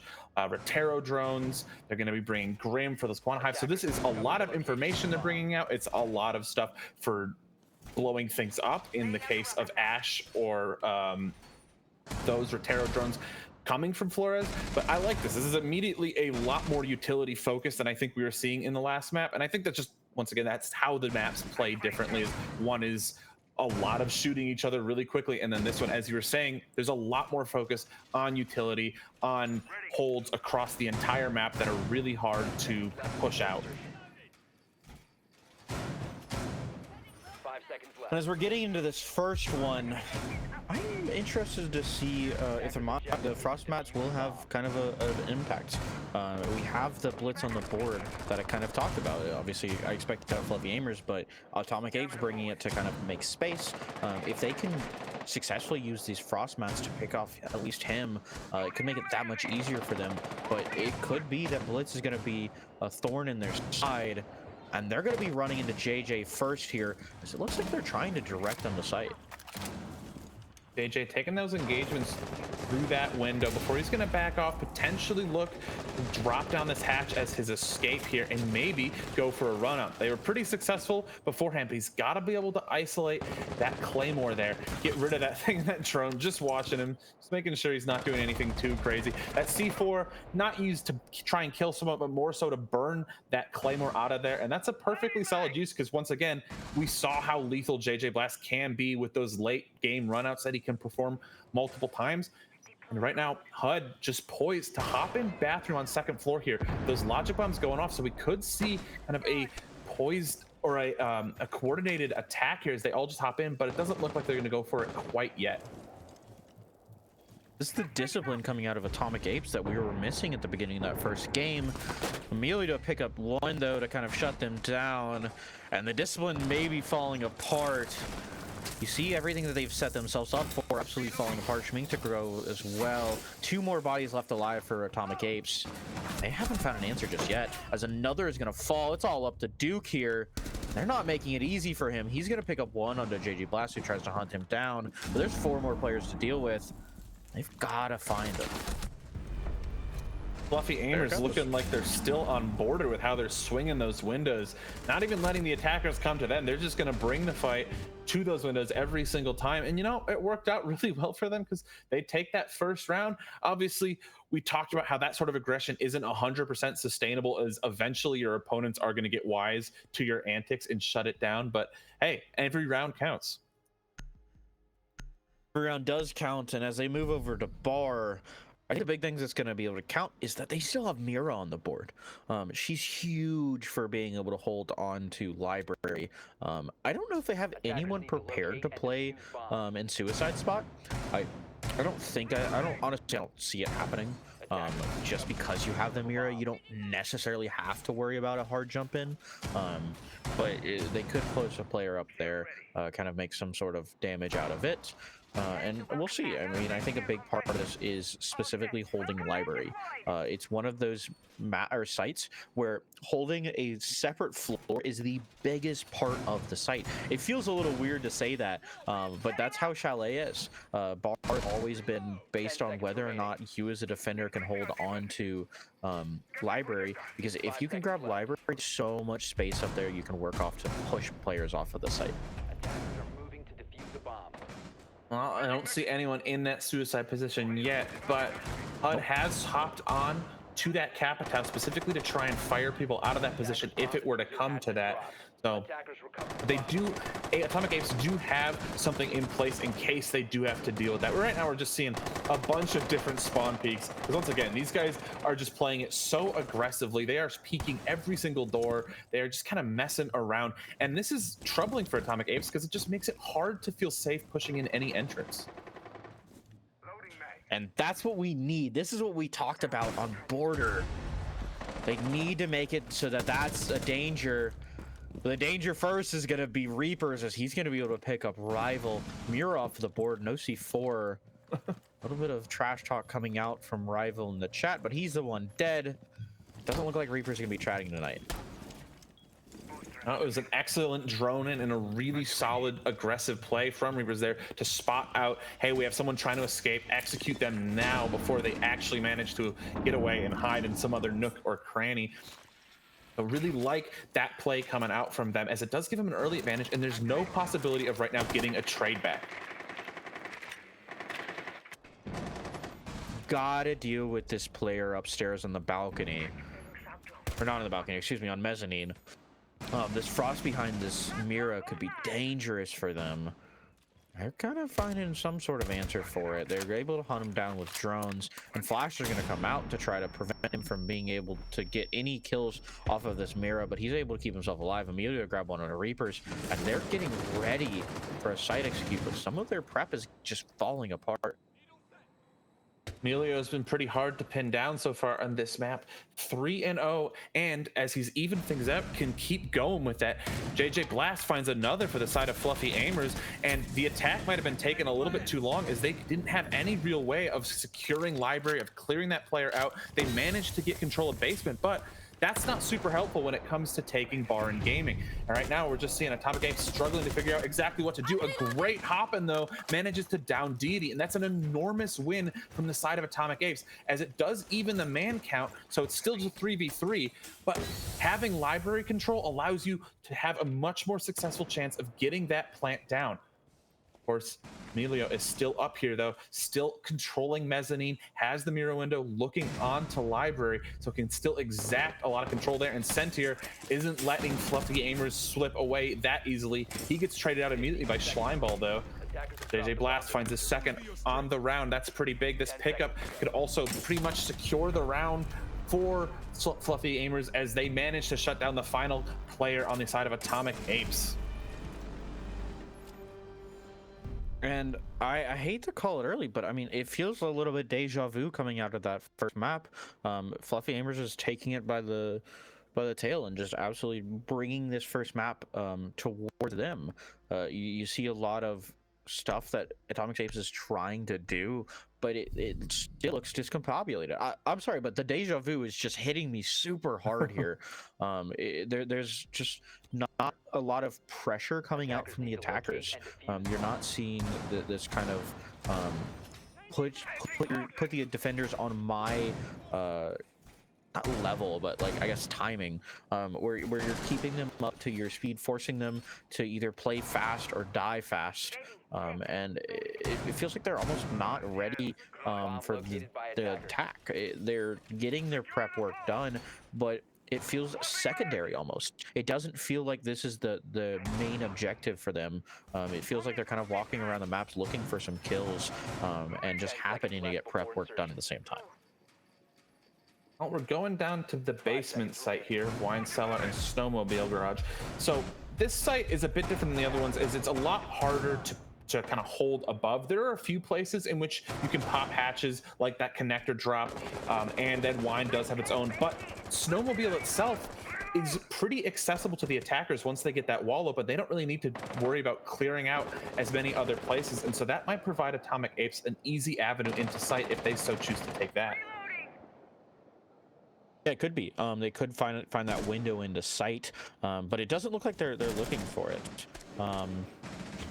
And they're trying to find something, but maybe the drone work hasn't been great. You know, that could be it. Maybe that's why I feel like the prep work feels secondary. The drone work hasn't been amazing, as one's gonna fall as well, but they're not ready for a player in red. Duke found a window. He's got to make use of it, though. There's like no one on site except for, is there one player on site at all? I don't think there is. He could get in for free here, but they've got to do it.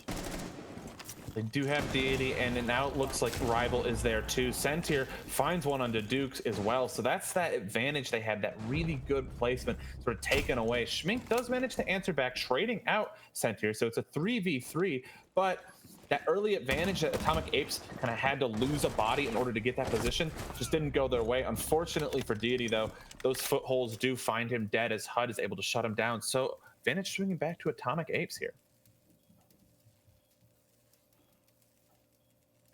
Yeah, I mean, I think that's part of it, is they're just not, like I said, prepared for stuff to happen. You saw that window just fall into their lap.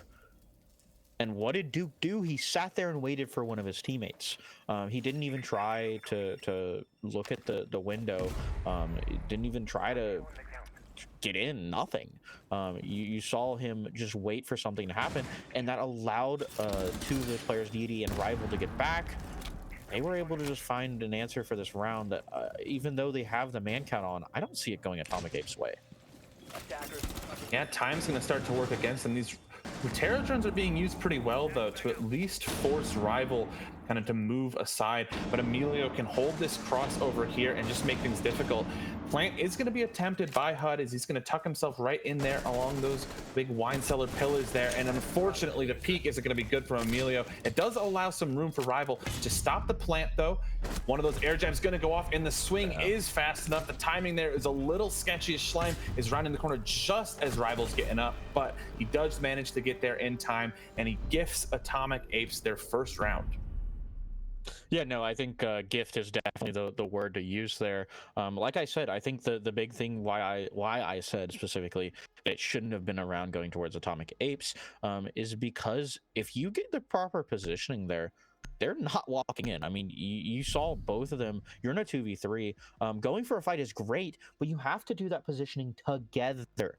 You have to play off of one another. Sure, you can't go for trade and win, but if you fight two players to one, you are more likely to walk away from that fight with a win.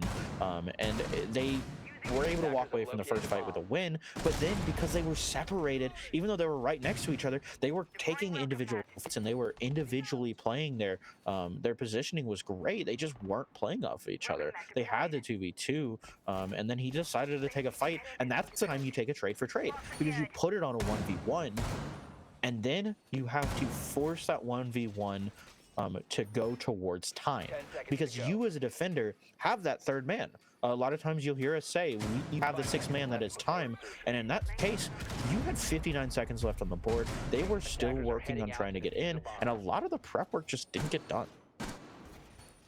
Yeah, it wasn't the cleanest round, that's for sure, coming out of Atomic Apes. But as we said, when Fluffy Aimers won their first round, a round is a round, and it puts them up already in a better position than they were in the last map, where they lost 4 rounds before they managed to find their first, or they lost 3 before managing to find their first. They're already better as they take 1 round in that first half, and now they're on the defensive side. So they kind of get to play defense now. They get to kind of relax a bit more, let the attackers come to them, and I'm curious to see what Atomic Apes are going to be bringing to the table in terms of defensive strategy here. I don't know. I mean, it's felt pretty mundane so far, and by mundane, I mean that in a positive way. It feels like, is that invisible? I love this game, but it felt good. It feels weird to say mundane and mean that in a positive way, right? But they're doing the proper setups. They're playing the roam. You have Slime in the basement kind of messing around, and they're trying to slow down time, but Fluffy Gamers is making this pretty direct. They're making it hard for this mundane style to work, and as 2 players are going to fall, let's gonna see if that's going to do any damage.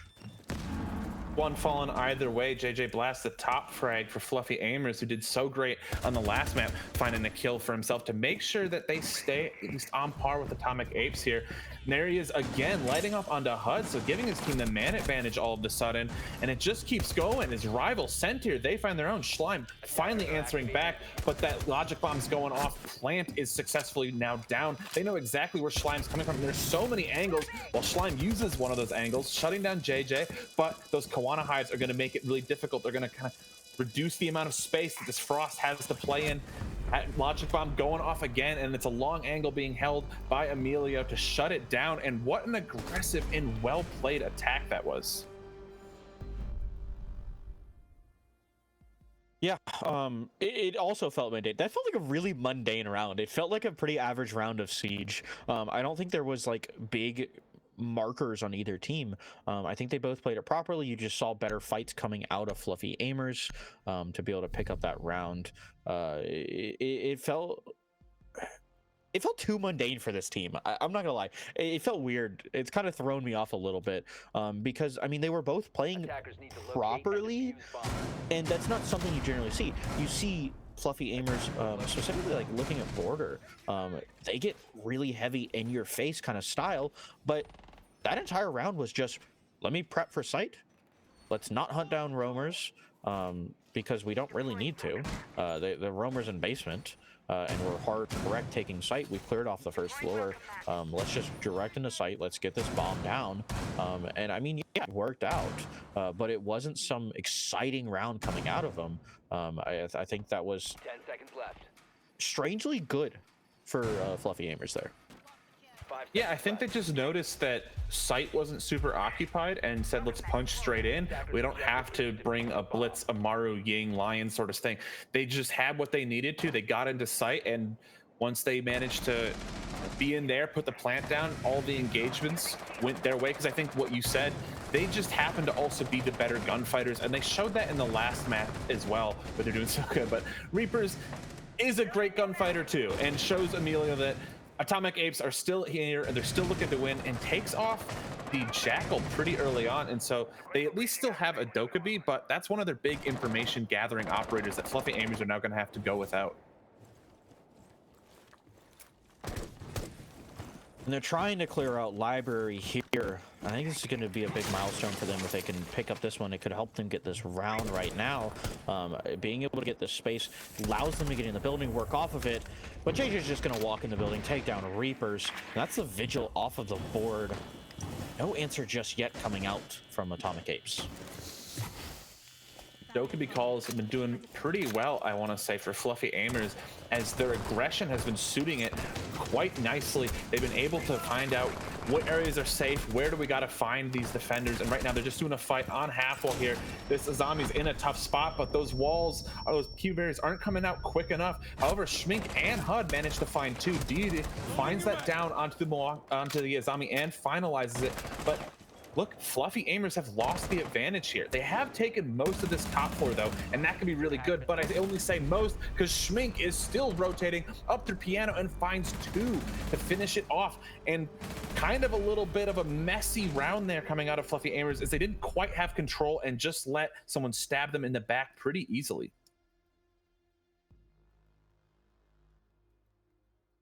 And they're swapping after that win. Yeah, I think it's maybe Atomic Apes having kind of realized the same thing, but Fluffy Aimers doesn't feel overwhelming anymore. It doesn't feel like they've been putting on so much pressure. It's been cut ever since that 6th round in Border. They felt more human at the very least.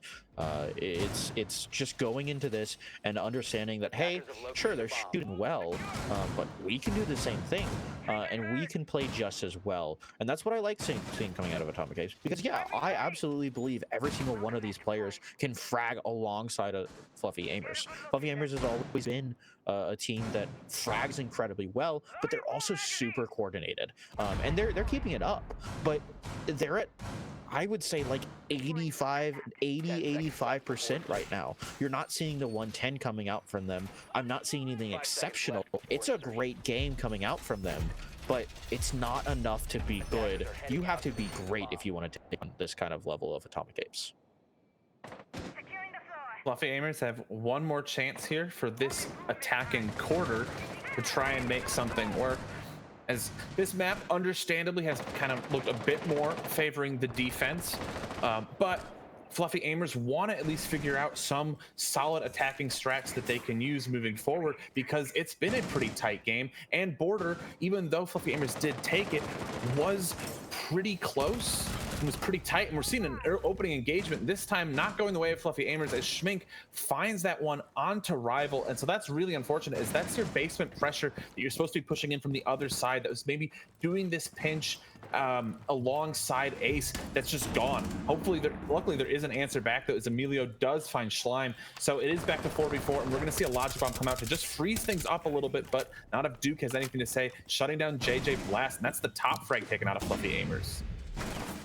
Center with so much space, able to find one under, or trying to find one under HUD, but gets shut down, and holding down this this angle. It's Atomic Apes to pick up a defense round, absolutely tearing apart what could have been an interesting attack coming out from Fluffy Aimers. But I think it's the same thing. Like you still kind of feel like they're human. I think that's the best way I can kind of explain it, where they're just ready for a lot of the stuff that they weren't ready for on Border. It's not that it's the same exact thing every single round. They're making adaptations. Both teams are making adaptations, but I feel like Atomic Apes is making better adaptations within rounds. Right. You're seeing them ready for a lot of the stuff that Fluffy Aimers is trying to do, and there are times when Fluffy Aimers is able to catch them off guard, but for the most part, it feels like Atomic Apes is looking great right now. Yeah, and both teams on defense, it's worth saying, are being really squirrely. You know, we're not seeing anyone just stay put. They are moving around a lot. There are spawn peaks. There's these really aggressive plays. Once again, going back to what I said earlier, it kind of feels like they're still playing it a little bit like it's Border, where they are just greeting every single attacker, and it's making it really tough, because this map is one where the attackers want to be able to get in and do a map clear, a bit more of a conventional, hey, let's take this position, let's take this position, let's clear out this area, and the defense on both sides is just not letting it happen like that.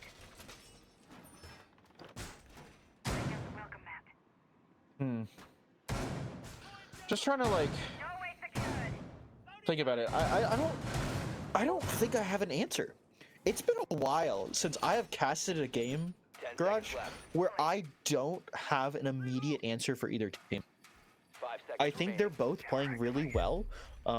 There's a lot of pushback, but it's very 50-50.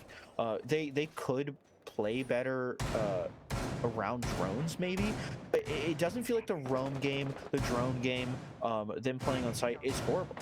It feels like they're just very minor things coming out of both sides that are causing some of these deaths, and if they can clean that up, either team could really pick it up. But it's a matter of who can abuse these minor mistakes that are coming out of teams to force some free kills.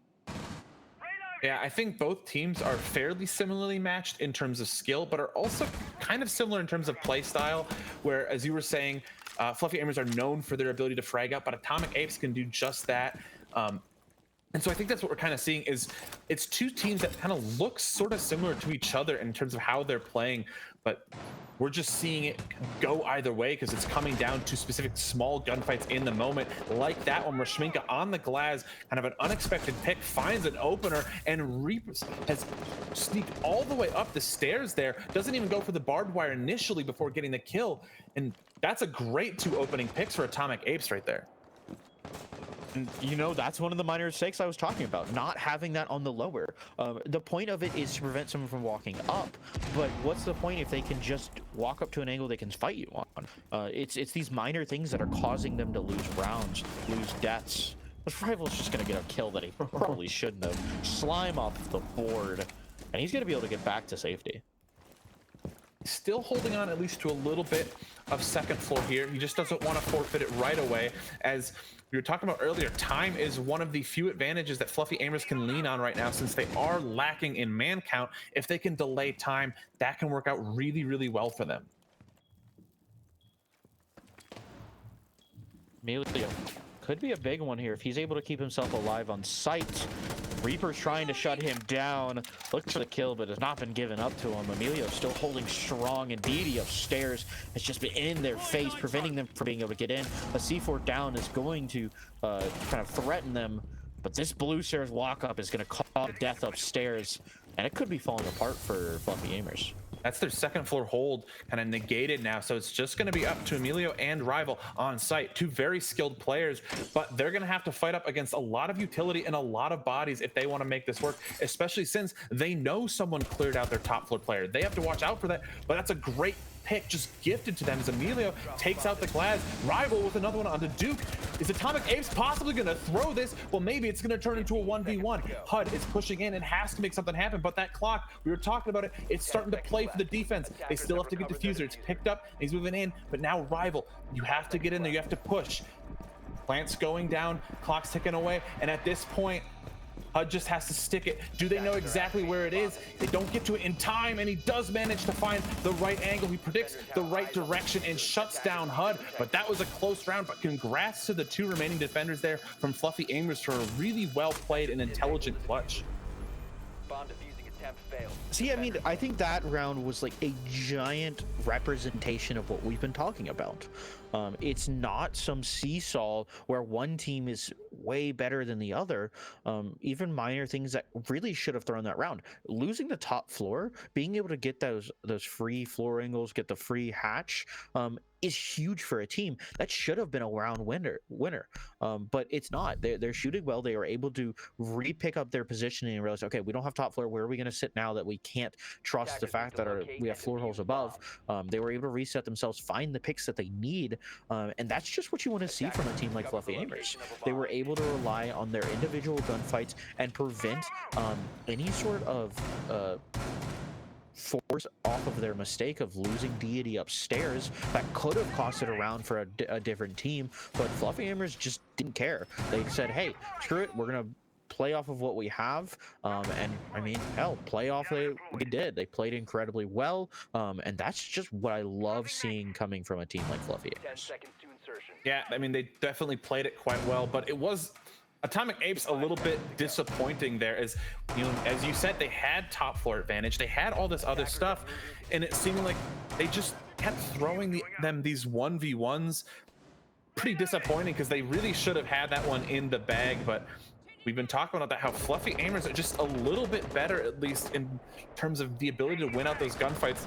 Emilio, not the case right now, as he does kind of take a spawn peek, gets shut down. So that's rather unfortunate, as it puts Atomic Apes in an early lead. And the thing about spawn peeks is you attempt a spawn peek, you get killed. There's very rarely a way to trade that out quickly. And if they can find some trades that could help them, but I don't think that's the issue for either of these teams. They've been doing a good job on the trade and answering back and forth. There's the answer I'm looking for, but center's going to fall as well. DD to grab one is to answer. And this is what I'm talking about. I don't think trades are an issue for either one of these teams. Maybe we could see some more pressure on this top floor in these roams to be able to find some of these players. It's just going to be one through the floor, as Duke is going to be able to take them off. 2 more players left alive for Fluffy Aimers. How are they going to find this round? Well, hopefully Atomic Apes going to be thinking about it a little bit more, but JJ Blast, before Atomic Apes can really count or get their ducks in a row at all, makes it a 2v2. So going back at it, it's an even man count for both sides. Lots of time for the attack, though, to still try and make something work. They have plenty of space, but they weren't able to make a 4v2 work last time. It's not going to be any easier here in a 2v2. Still looking for some of these kills, though. HUD looking to take it, but Deity gets spotted. He's going to have to drop. They're going to have to give up this top floor. That's what I'm talking about. They're willing to give up this space, fall back to their comfortable positions, and with a minute left on the board, it's up to Atomic Apes to take this space. See, they're just working the vertical, seeing if they can't find anything, but Fluffy Aimers don't want to gift anything too easy, as once again, the clock was so important for them last time. They might as well wait and let the clock do its thing. That's going to force some droning coming out from Atomic Apes, as they need to figure out where are these defenders, what angles are they holding, how can we suit ourselves to best attack this right here and now. And I don't think a bar drop is going to be the best.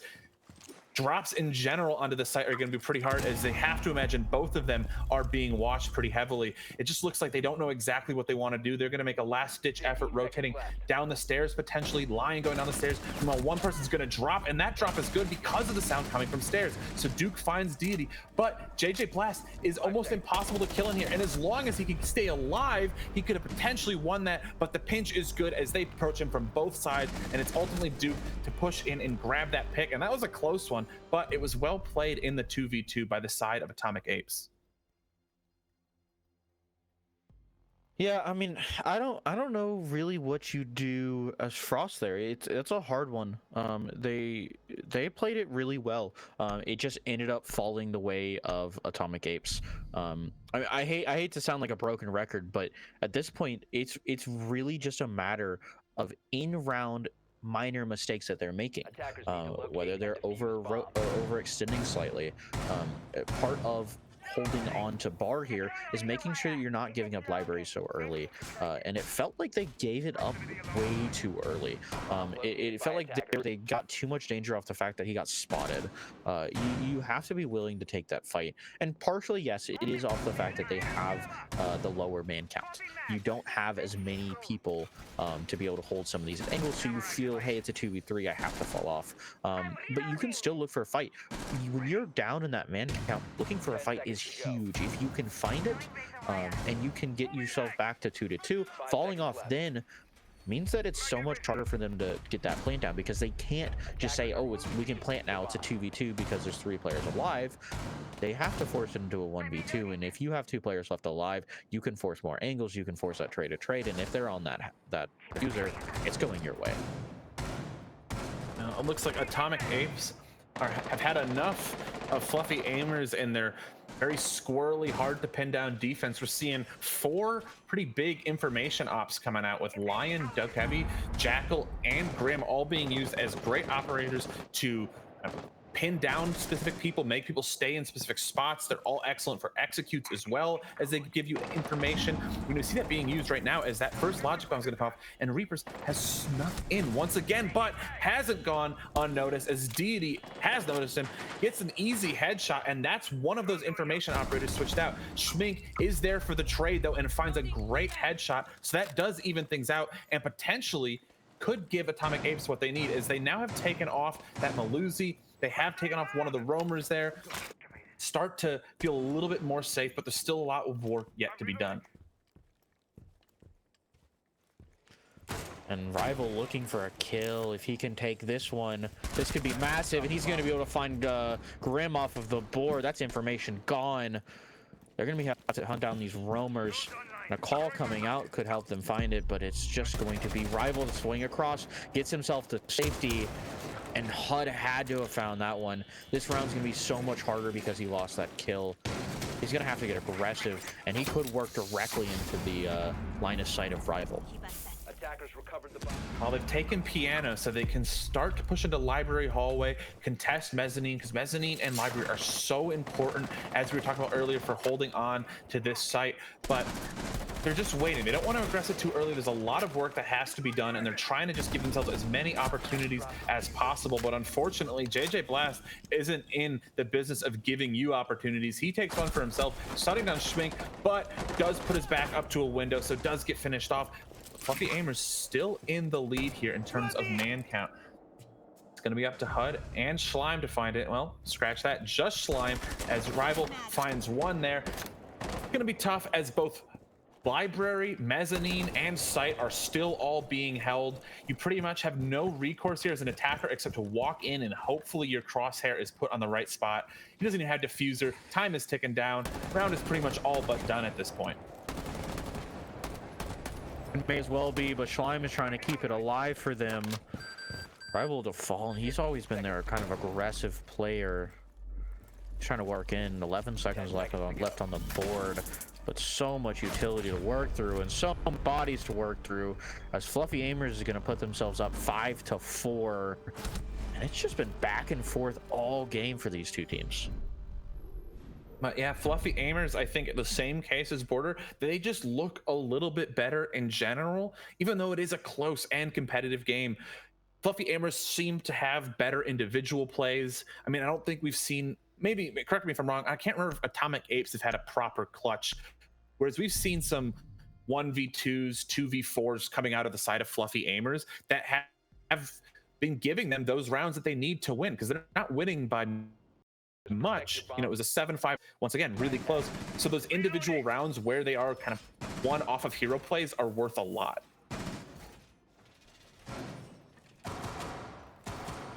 We'll see. I mean, here's the only thing that, like, I'm hesitant to call it a hero play, because it feels like there's so much prep within rounds to force that play to happen, that it doesn't feel like a hero play. It feels like they're just setting themselves up properly and allowing themselves to play off of utility. Yeah, I am a little hesitant to call it a hero play, but I can see where you're coming from. I think being able to kind of set yourself up and step up at that point could be considered a hero play. But they're also doing a lot of work in the background to make sure that it can happen. Well, Fluffy Aimers back on the attack here. What could be the last time is they have the lead.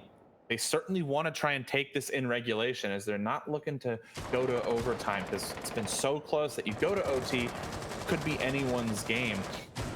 Well, they're looking to take upstairs first. They have a lot of stuff for vertical play to potentially put a lot of vertical pressure on this basement site, but they first have to deal with Schleimball, who's lurking about, as well as they've got Duke up there on Mezzanine as a zombie to clear out as well. A bomb has been located. Schleim trying to find one, but it's going to be Deity to pick up the first kill. And an answer back for coming out of Schleimball. They're just working them. They're just working back and forth. Heal's going to make it easier for them to work back, and another body to fall. They're trying to take this direct, but it's kind of falling apart for the Fluffy Aimers here. 4v3, so they are disadvantaged at this point, but they have plenty of time to work with. Problem is are they going to be able to get any of these picks? That nade could have done something, but it's just going to tickle Reapers there, not actually get the pick. And unfortunately, Schmink still controlling up above from that hatch, prevents the hop-in from the breach from that wine wall. So it's officially a 4v2. And yeah, it looks like we're probably going to see another tie game, as Fluffy Aimers are going to struggle to win this one, and it's only going to get harder. HUD finds one onto Rival. It's all up to Emilio. Can't find another as Schmink just swings, and it's an easy headshot victory there.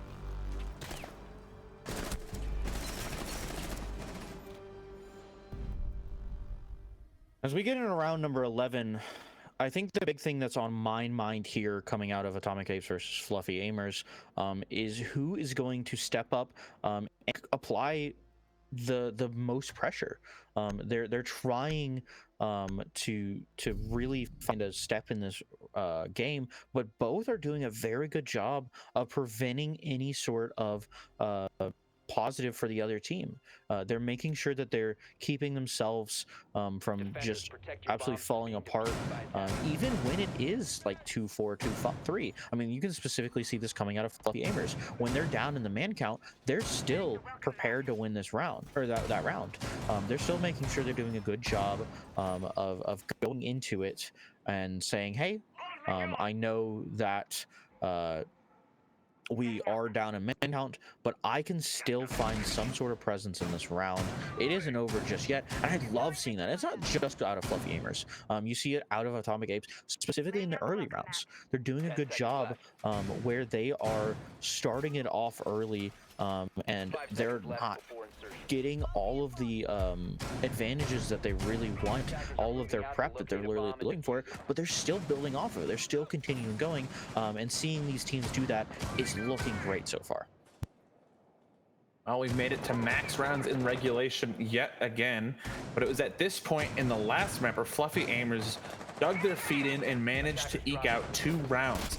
It's going to be really hard, though, as this not going to go their way immediately, as Schleim finds an immediate opening pick onto JJ Blast. Once again, the top frag there, Fluffy Aimers and Reapers with another one shutting down Emilio. So almost certainly, this looks like it's an Atomic Apes round, unless they do some sort of drastic throw.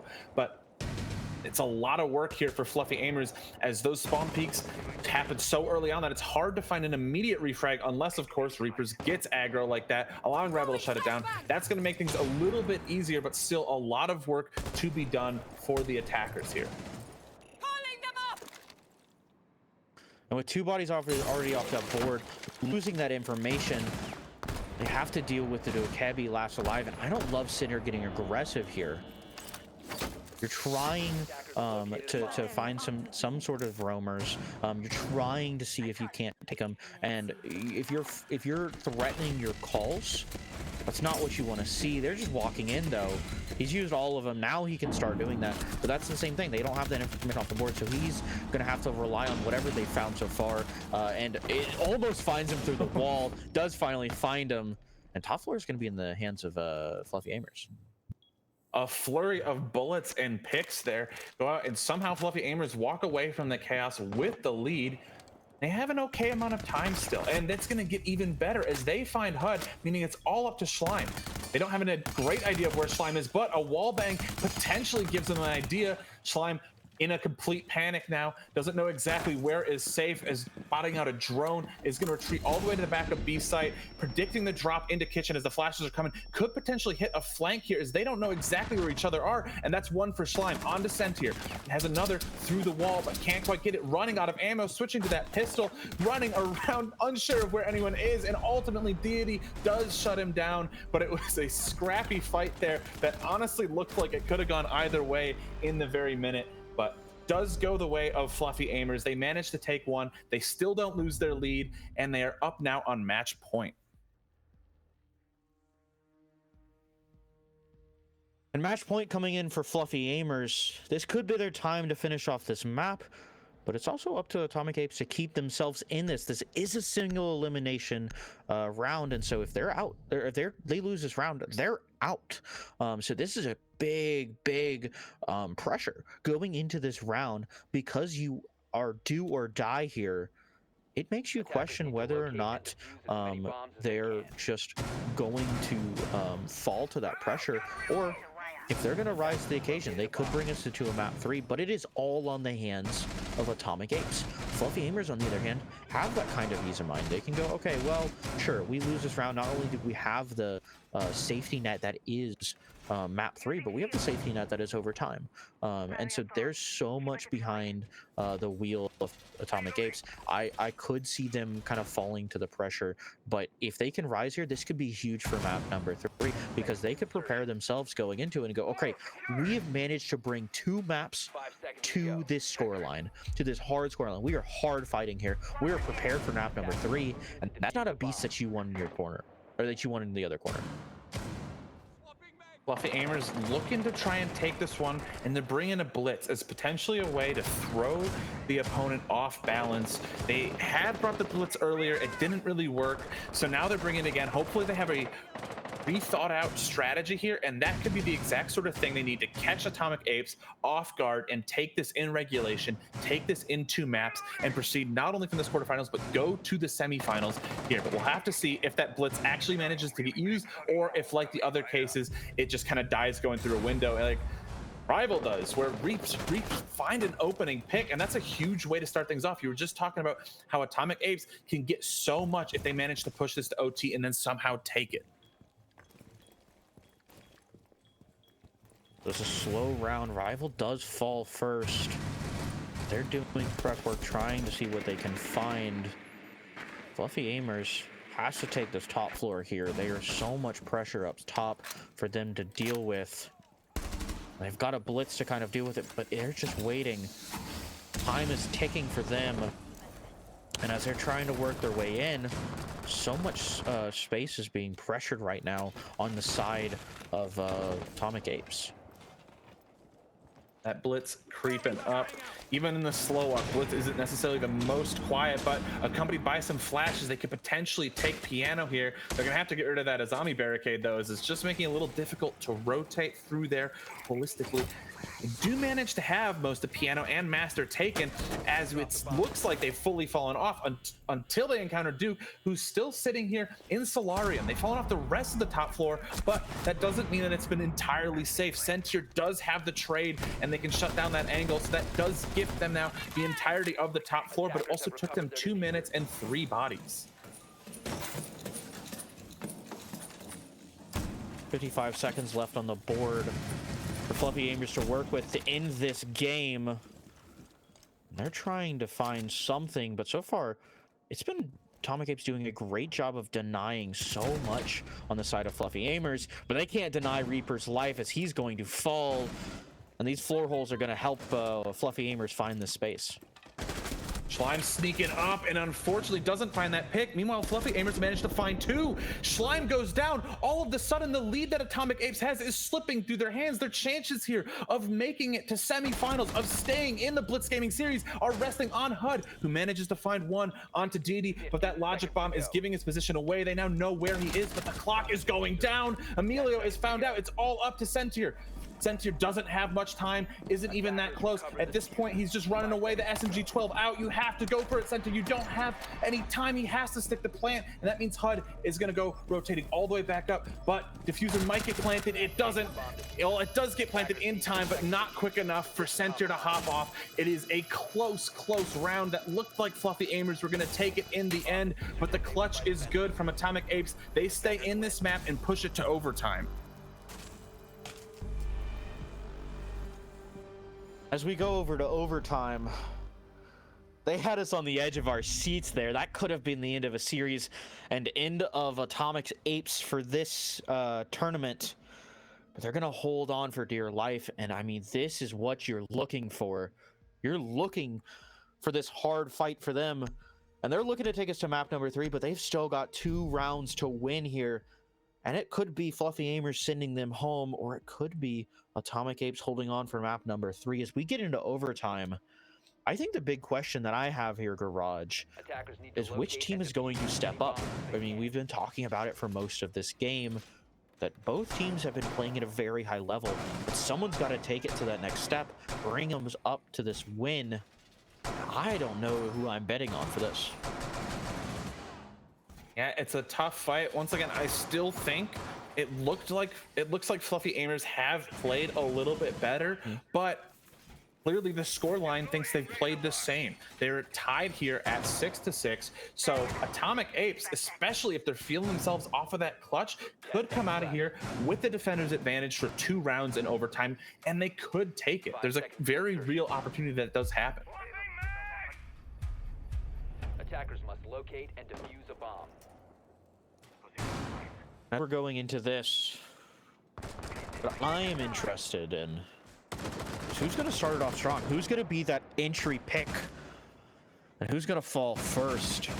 As we're just waiting for something to happen, and so much roam happening on the side of Atomic Apes. You have 2 players upstairs. HUD holding it on, but he's grabbing the wrong wall. Wall's going to get opened up. He's not going to be able to trick it. And they're going to start it off with a garage hit. Getting that wall open that quickly is pretty solid, especially given they brought Bandit for the sole purpose of pretty much protecting that wall. Now that Bandit's failed to do that, doesn't bring as much utility as you would like to the table. So still alive, still gun up, but not going to be as effective in terms of the util gameplay in the late game as you would have wanted. This is also going to allow Atomic Apes to quickly rotate and bring their hard breach over back behind sort of the basement hallway and open up that double wall, and they can have a 2-pronged attack, or at least make the defenders unsure of where the push is going to be coming from. As we're waiting, this is a very slow round, just like our last one. It seems like both teams are on their heels. And I'm a little worried for Atomic Apes. They've only been reacting. There's been no proactive action coming out from them. But this is a proactive that I was looking for. No, he doesn't find the kill. It is Doc to fall. And Reapers is going to be the first entry pick. It's immediately traded though. Duke finds one onto Deity, so that immediate aggression by Fluffy is going to be stemmed somewhat. It's not going to be able to continue. Both teams just waiting, biding their time, and a swing from Azami is good. That's the second one for Duke there, but Emilio answers back, keeping it 3v3. A logic bomb going off is going to put a little bit of pressures on the defenders here. It's just going to make it slightly harder. Some of those Candelas are also going to be going off, but it doesn't matter. Duke is so good right now. 3 kills on the round, potentially going for the ace. It's going to have to be both Rival and Sentier finding picks, but they have so many angles to look for. They have to pick up Diffuser. They have time, but it's starting to dwindle. Sentier finds one onto Schleim. That's a big pick to even things out. Can they even pick up Diffuser safely? They don't know. It's in the way of the breach, and that's going to make things difficult. They have a ping on this Azami, though. He just needs to find the right pick, but that's such a thin angle. Azami's going to drop off and rotate away, and that's a good move. That's a quad for Duke. Finding one to Sentier. The Ying's gonna go out, but it doesn't matter because Duke swings the other direction, finds Rival, and picks up the ace on the round. What a way to start out overtime, as it's now up to Fluffy Aimers on the defense. Put it on. It's a match point right now for Atomic Apes. And I feel like that was really what Fluffy Aimers needed, was that round. They've been really good on their attack so far, but it's felt like they've been a step behind, in my opinion, of Atomic Apes whenever they're on a defense. It hasn't felt like it's been their strong suit. And so being on match point, going into this, Attackers need to locate. I'm a little hesitant. I could see us going to match 3 in my mind's eye, but I don't know. I think both teams are fighting incredibly hard. Atomic Apes obviously trying to keep themselves alive for this game, but it's going to be up to Fluffy Aimers to shut it down. They've got to find these last 2 rounds, and I think a big part of this on their defense is making sure they're they're cleaning up their mid game. Their entry game is really good. They do a good job of denying a lot of time, and you see it at the last kind of few seconds in that end round, where they're always forcing Atomic Apes into these last second pushes. But they've got to clean it up in their mid round and not lose those bodies that they've been losing there. Yeah, I suspect Fluffy Aimers will probably be able to take this round. I don't want to cast or curse it, but that final round where Fluffy Aimers are going to be back on the attack, it's really such a toss-up. That last round we just watched was so close that I don't know who will win if Fluffy Aimers are back on attack, because they look really good on attack, but they're imperfect. And Atomic Apes, who are also imperfect, are looking good enough to at least take advantage of some of Fluffy Aimers' imperfections. So maybe I'll be surprised though. Maybe this will be the last round, but right now we're just seeing a pretty standard hold on the top floor by Fluffy Aimers as they're trying to extend how much of the map they control, while Atomic Apes are just poking at the windows. I'm reloading. And Drone Game getting shut down a little bit by Center here. He's been preventing any information on Solar side, but just the fact that they know that he's there preventing that information shows that they could be very heavy on this side. Grin's going to come out, and it's not going to spot anyone out. It's going to be Schleim to start it off. Atomic Apes is looking like they're coming into this overtime with something to prove, and so far they've been doing it. They find another one as Schmink finds one. Emilio answers back, but they're gonna have to find a few more if they want to even tie things, much less consider winning the round. But they've already lost so much control, they don't have sight. HUD is planting, and they don't really have a good idea where. They have a ping actually, but they can't get to it. They do manage to get down there, but it's unfortunate as the kills just go the way of Atomic Apes, who managed to steal a round that should have, at least in theory, gone to Fluffy Aimers, but they just hit it hard. They got some good picks. They went straight to sight, forced the envelope, took matters into their own hands, and we are going to a third map. And I mean, this is what we've been looking for. I mean, it's definitely the answer back that I expected coming out of Atomic Apes, but I do have to leave my reservations out there. I think Fluffy Aimers don't perform very well on Chalet, in my opinion. I think it's just not their map, and obviously it wasn't their pick, so it's not something that you can really harm them for. But like, you have to understand, it's if you're going to start off strong like that, and then come into Chalet and bring it 6-8, you're giving so much hope over to Atomic Aimers, or Atomic whatever, words are hard. But they're really going to be going into this map 3, and I think the mental is very high for them. Yeah, it's been a long cast. Words can be very difficult, but Yeah. We are going to a third map. It is the most structured of the 3 so far. It's going to be the most conventional. You know, everyone knows how to take Clubhouse. Everyone knows how to play and defend. So it's really just going to come down to a battle of strategy there, though I may have to eat my own words. Even on Chalet, we saw it be a very aggressive map at times, with a lot of emphasis just on peaking, on playing a lot of those entries really aggressively. So who knows how Clubhouse will look? We will have to see in the future, because that will be right after a short break. So once again, final time, stretch your legs, get something to eat. We'll be right back.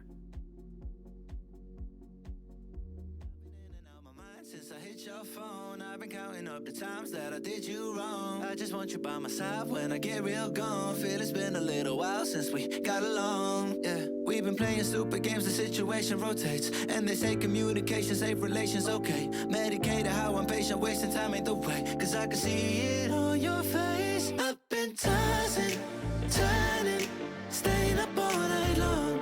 I've been calling, yearning, wondering what I did wrong. I could tell by your eyes you got something to hide. So open your mind up, let me inside, and let's make it right. Tell me, baby, what's the problem?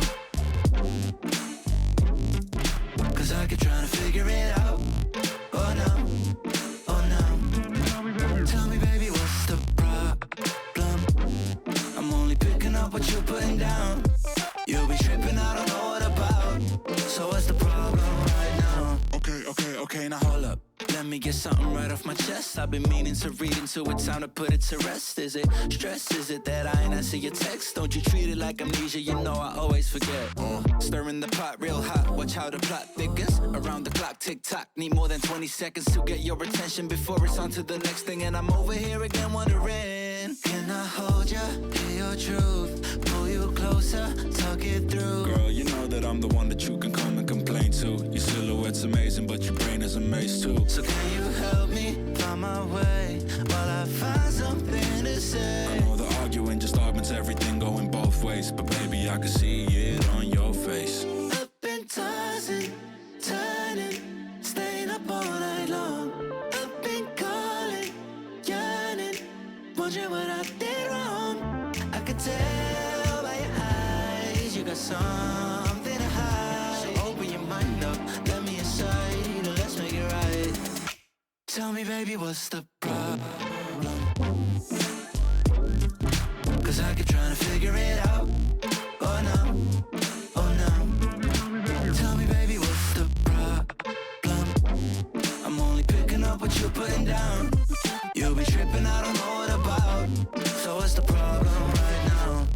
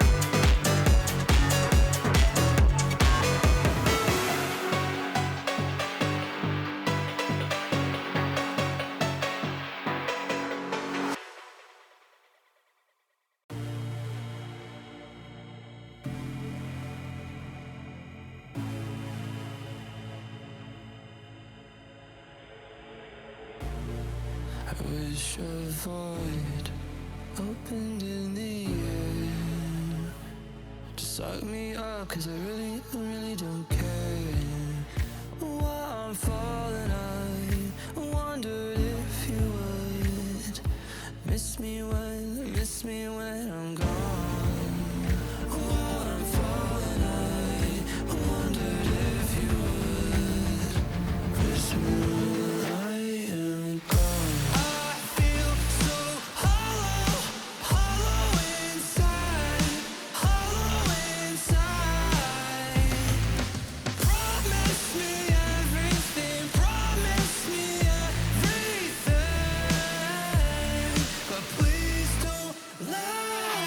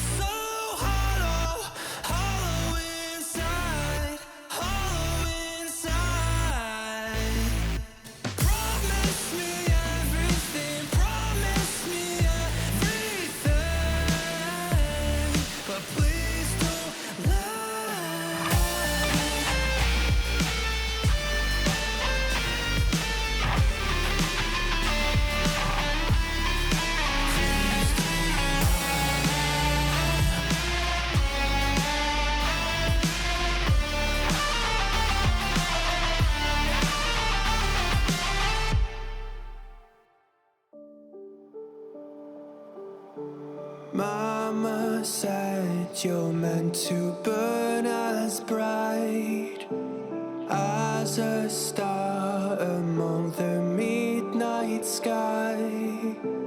All the pressure blinded me, but now I see I'm no different from the rest. You said I'd fly away, but my walls have kept me down. Now I'm lost and I'm afraid, and I'm close to hit the ground. You said I'd fly away. You said I'd fly anyway, but I keep on falling.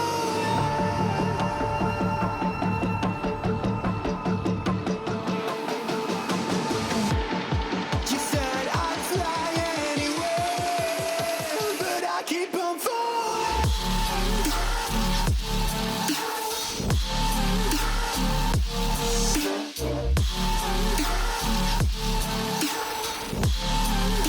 But I keep on falling.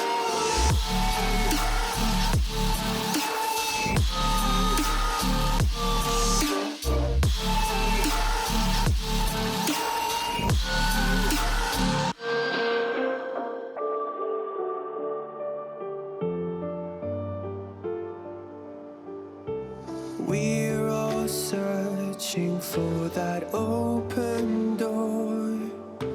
Show me proof that there is something more.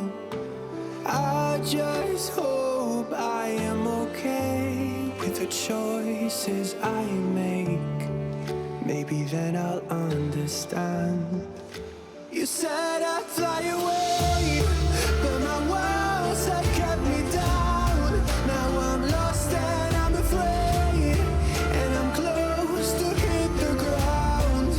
You said I'd fly away. You said I'd fly anyway, but I keep on falling.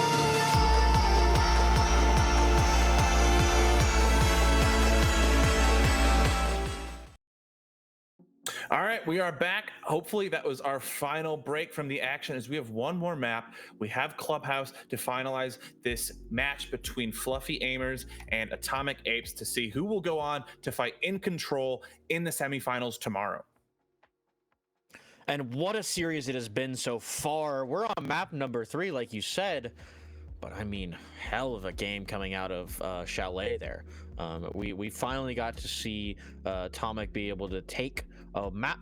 Unfortunately, they weren't able to do that on Border because they had a little bit of a bad start, but they didn't have that on Chalet. They were fighting the entire time, won both of those rounds in overtime.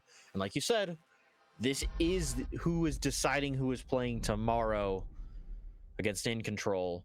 And honestly, right now, my money's on Atomic Apes.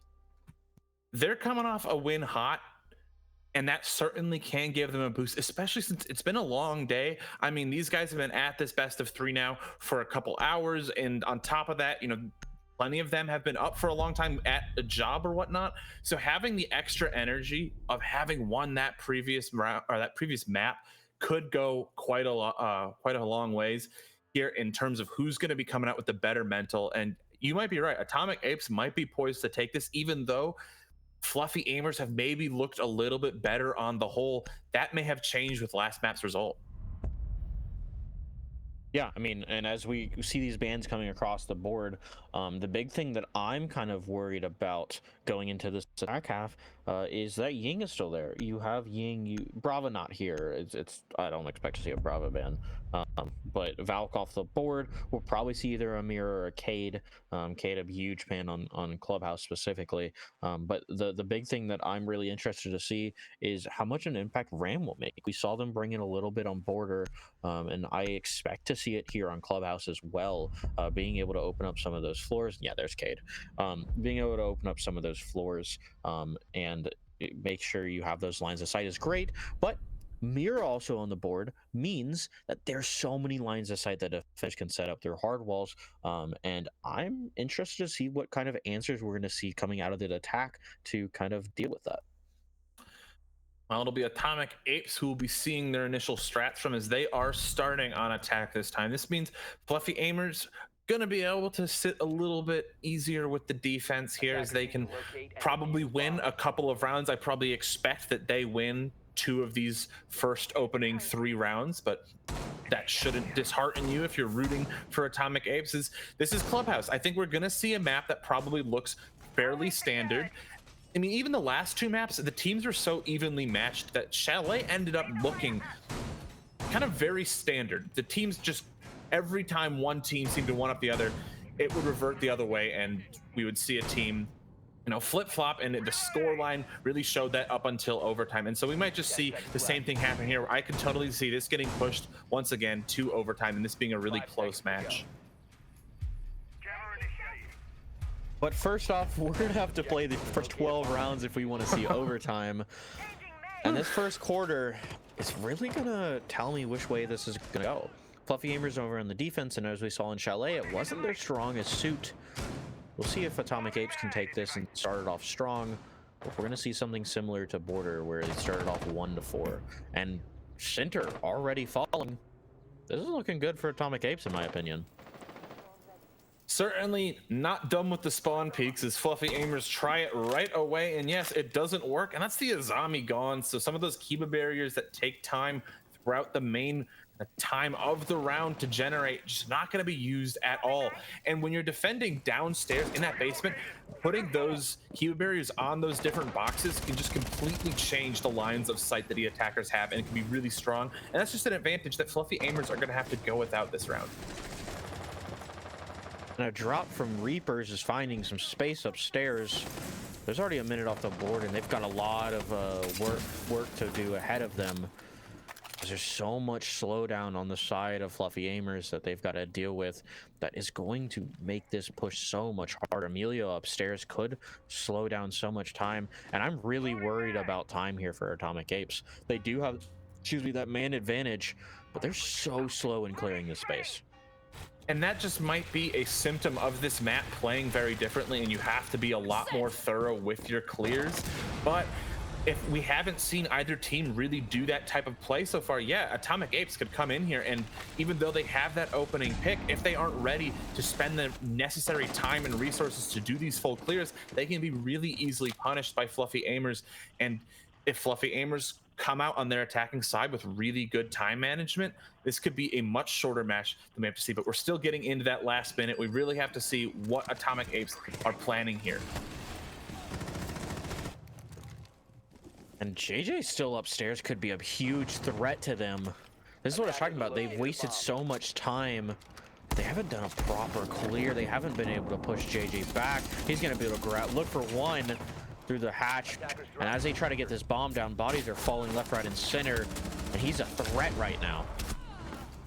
All the kills seem to be going the way of Fluffy Aimers, as the drop into sight, the pressure from above on second floor down into kitchen has just seemed too powerful. And like that, what looked, you know, a solid start, as you said, for Atomic Apes, is they get that easy opening pick, goes completely off the rails. Fluffy Aimers just lurk around and manage to poke holes in the back of Atomic Apes defense and take that round very easily. And I think that illustrates what you were worrying about, where time is something that you have to be completely different in your approach here. You have to be a lot quicker and more efficient, because there's so much more map that you're going to have to make sure is safe for you. You have to take that second floor, make sure pretty much all of first floor is clear, and then you still have to open up the site walls and do all of the standard site work.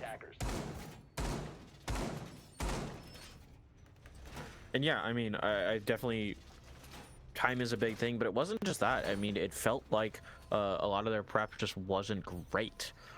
It's something that we were seeing in last map, where they were setting themselves up properly. I mean, it was a big talking point between the two of us, where they were doing a good job of playing it properly.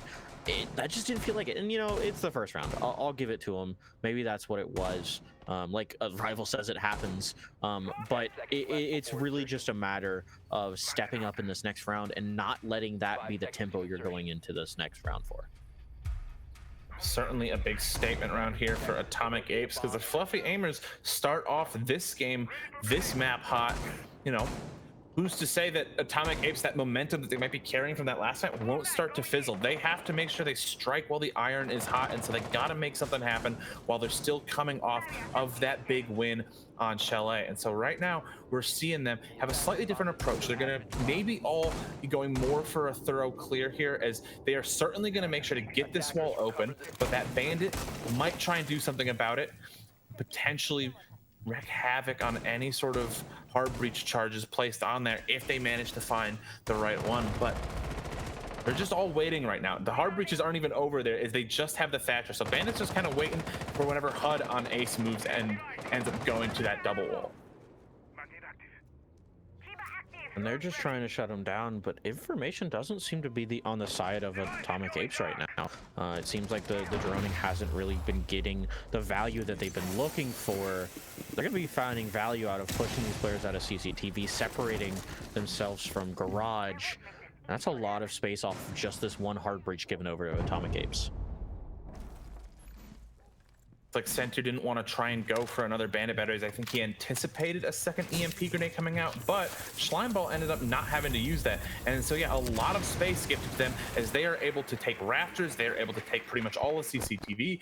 Cash is still being held on to. You can see Emilio tucked in here in Cash, still holding to play his life. Meanwhile, JJ Blast is going to be down. So if they can finish off JJ Blast, if they can pinch Emilio, that can lead to some huge advantages here for Atomic Apes, but not before they get a little bit aggressive. The picks end up going the way of Atomic Apes, as they manage to drop 2 bodies while only losing HUD. And unfortunately, though, Sentier is there to make sure things aren't so easy, as he finds one of the Duke, evening it out at 3-3. But so much space that they've got to clear. Instructions in their hands, but look at this. Deity was almost able to grab a kill, almost found the swing, and that could have been dangerous. Gonna get spotted off of this drone. So much given over towards Fluffy Aimers. Atomic Apes still trying to clear this out. 36 seconds left on the board, and they feel like they're at danger of losing this round.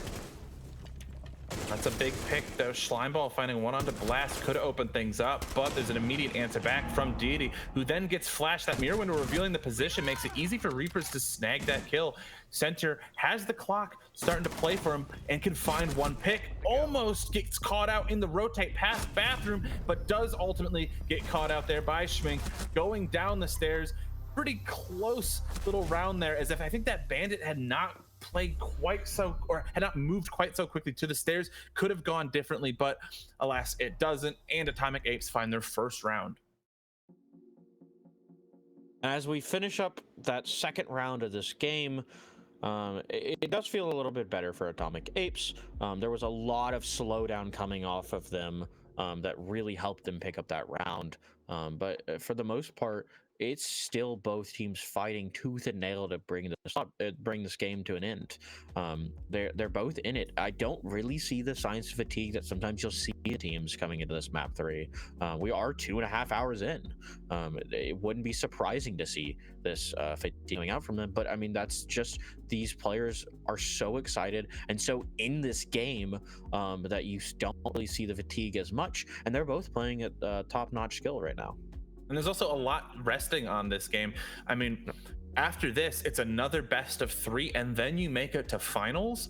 So neither one of them want to throw that opportunity away. This is a big moment, and this will be a defining map for both teams, especially going into tomorrow, where I think success on this map will kind of determine the mental of that team when they're going up against In Control. They will feel kind of emboldened by their big success here. So yeah, this is certainly a big one, and it's understandable how, despite of how late it is, despite the hour, despite how long they've been going, the players are energized. They don't want to just throw this; they want to keep going. Yeah, and one thing to note as well, just getting this win today marks them down as picking up something in this tournament. I mean, let's be real. Like, sure, players are playing this game because they're having fun, but they're also winning money off of this. Right. And the big thing that they're fighting for right now is getting that $250 prize pool coming out of the $2,500 prize pool that we're playing for right now. And so this game means a lot to these players. Just securing this one cafe or this one clubhouse map means that they're walking away from this tournament at the very least with some money in their pocket. That's gotta be nice. And hopefully this break doesn't kind of let things cool off too much. You know, that can sometimes happen, is a team can be on a hot streak or they can be doing really well, and all of a sudden a tech pause can hit and it can potentially cool them down. But luckily it looks like we're going to be getting back into it as soon as we can, and that'll make things, you know, we'll get right back into the action. I'm probably still, I think, leaning towards Fluffy Aimers, but Atomic Apes looked good in that last round, and if Fluffy Aimers can't take this next one, their third and final round in this defensive quarter, I probably will end up siding with Atomic Apes. I'll probably flip-flop a little bit. Yeah, I mean, it's definitely been hard for me to like lock down on a team that I really want to win this game. I think both teams have been fighting for their lives here. They've been doing incredibly well, and they're taking it seriously. Part of map 1 was I made the comment that I didn't think Fluffy Aimers was taking Atomic Apes as seriously. That's not the same case anymore. I mean, you saw it on Chalet. They're bringing out their best. They're both shooting incredibly well. And I still am struggling to find huge mistakes coming out of both teams. They're both trying their best to do it, and I think the biggest thing we would really like to see coming out, specifically from Atomic Apes, is a little bit more of a oomph in your step. Big round here for Fluffy Aimers. As I was saying, they probably want to make sure that they're walking away from this defensive quarter with at least 2 rounds won. They can't obviously get that third round since Atomic Apes already managed to snag 1, but Atomic Apes could be poised here to take some major ground if they manage to start this one off well. And that's exactly why I think we're not seeing some more aggressive spawn peaks from Fluffy Aimers like we have been seeing the whole day. They're kind of realizing the severity of the situation, and they don't want to give anything away easy, even if it means that they can get an early opening pick. But sometimes you have to sacrifice that pick to be able to get some space, and it feels like there's a chance that they just aren't willing to do that. That could be an issue with what is causing their time delay to be so large, but they're able to just, never mind, it's basement. He's gonna be able to drop down to basement and waste a little bit of time trying to get hunted down by Reapers right now, and they're looking for him. Getting rid of a rival here in a timely fashion is really important. If you just let him succeed and escape, he could come around anywhere. And even if he doesn't manage to get a kick, the fact that you're having to watch every staircase because you know someone's in basement, that phantom pressure that you'll feel on your back does add up, and it can waste a lot of time. It can make you look at the wrong angles at the wrong times. We all know how punishing siege timing can be. But right now, that's not coming into play yet.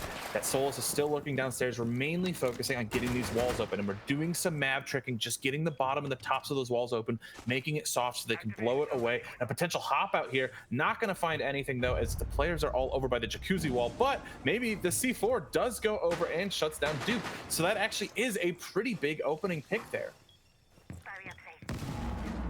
That's also the Artero drones off of the board. He's not going to be able to use that to deny any of these Malusi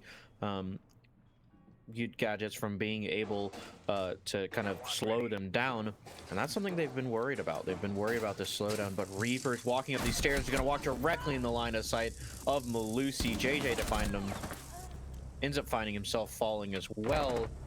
They've already lost some space because of it. The picks go back and forth, but Fluffy Aimers still holding on to the lead, and very little time left, and a big rotate having to come out from Schmink, but HUD gives him a little space as he finds a big pick onto Sentier. They still have to really focus on sight though, as they don't have it completely safe. They're still looking around, but now they're gonna have to go for the plant as the time is ticking down. But this is where Deity can just play spoiler. An easy peek shuts him down, and the pistol brought out. It's a little hectic, but he does manage to get that second pick there to finalize it and prevent any hope of clutching. That's the second round there for Fluffy Aimers, as they managed to at least take 2 on their first defensive quarter. And as we have Atomic Apes going over to a defense, I'm I'm a little thrown off by that last one. It felt like the tempo was a lot faster than Atomic Apes was ready for, which is weird because they were forcing the tempo there. They were forcing it up to speed, but it didn't seem like they were fully ready for that. I mean, the fact that you are letting someone laying down on main stairs catch you off guard tells me that you didn't drone properly. You didn't run a drone upstairs because you would have known that there was someone there. It seems like there's times where they're overextending because they're trying to force fluffy aimers into this super fast play style, super fast tempo, and it does work, but it only works when you set yourself up for that and you are actually ready to play at that speed. It's only your speed when you make it your speed. You can force this team to any speed, excuse me, to any speed, but you have to make sure you're ready to play at it as well. Well, time for fluffy aimers to show us what they're bringing in terms of attack. This is kind of where they want to maybe gain some room in terms of the scoreboard. If they can take a few rounds here, maybe, you know, obviously the one round that they can take, which is kind of the expected split, is nice, but if they can take two, they can really put themselves in an excellent spot when by the time they get around to their next defense. But Atomic Apes aren't going to go easy, especially with Reapers here. You can see him.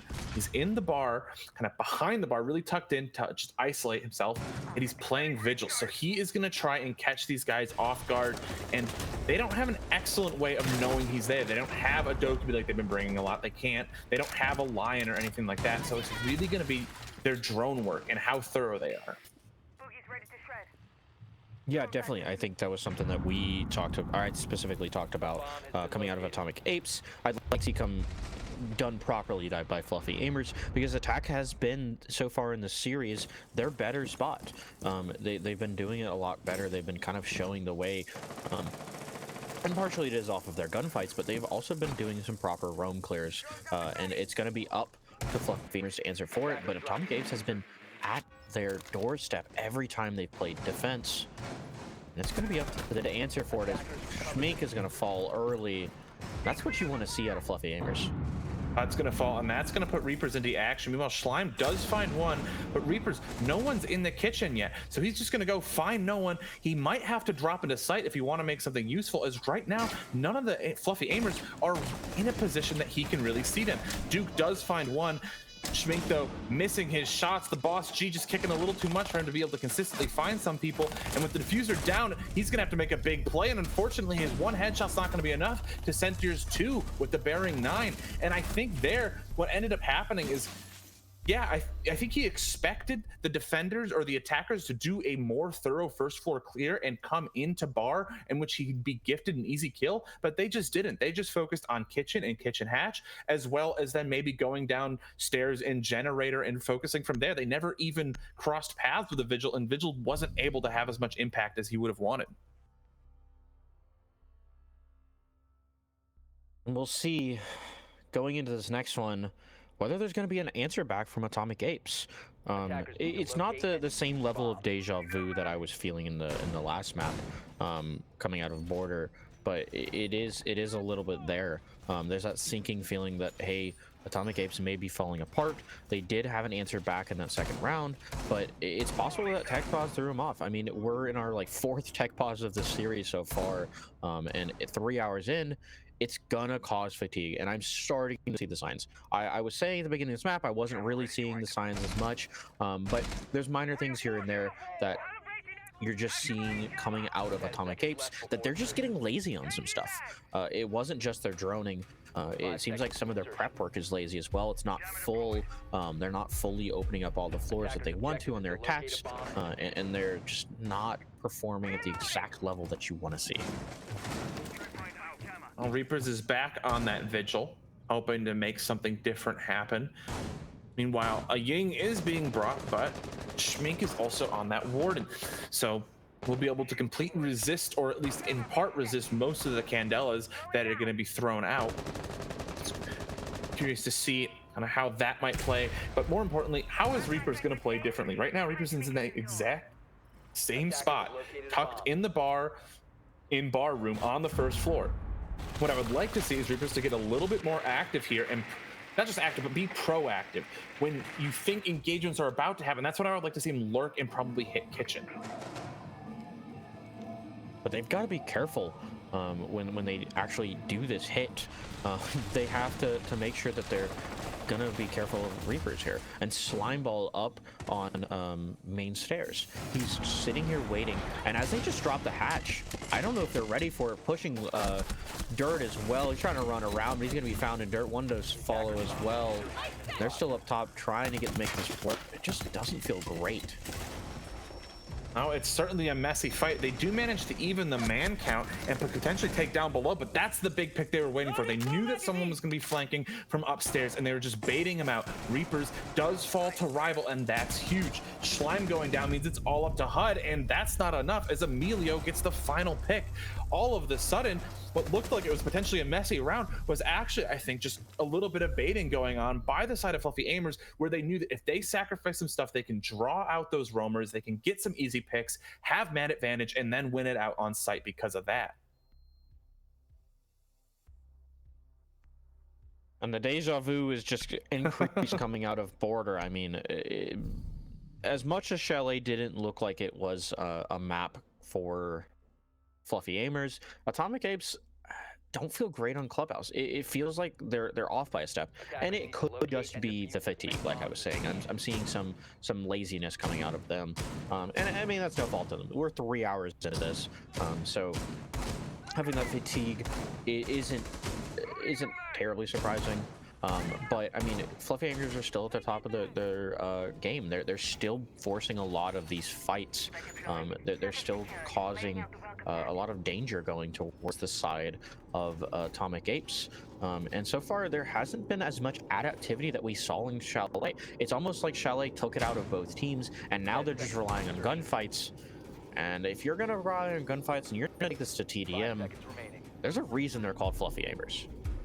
Yeah, I mean, you do not want to be on the business end of their weapons because they are so deadly. And we've talked about how Atomic Apes are good as well. But I think the main reason why we've been kind of returning to Fluffy Aimers as the better team is that at the end of the day, they do seem to have a little bit more in terms of gun skill, maybe slightly better game instinct.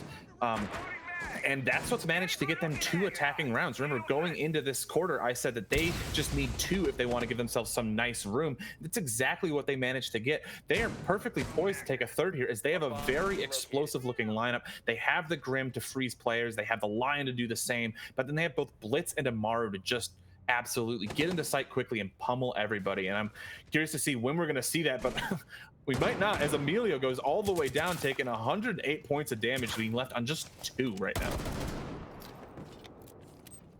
And it's still that, even though we are looking at a defense coming up from Atomic Apes, do you see how little they're answering them at the doorsteps? They're walking in, they're finding their pushes. As bodies are falling left and right and center, they're having to do it inside sight. And inside of sight, they are winning it, but you're right. They are giving a lot of room to Fluffy Aimers. And in this case, the gunfights didn't work inside of sight. That's always the risk you take with those aggressive pushes is you get into sight really fast, but you don't have much information. You're going in without a lot of drone work. You're going in without a huge amount of prep. And that just leaves you not knowing where the defenders are, where the angles are. And it results in this, where they managed to get a pick, they managed to shut down Duke, but now it's just Rival on 8 HP against 4 remaining defenders. He's just waiting it around, but it's going to be one swing from Slime, who almost takes him off. One to fall. His attack is... Rival's going to find 2. Wait, what a second. What is happening? He's got 8 HP to deal with, but they're giving him these fights. They're making it that much easier for him to find this round. They set themselves up for a better fight here, playing off these zombie barriers.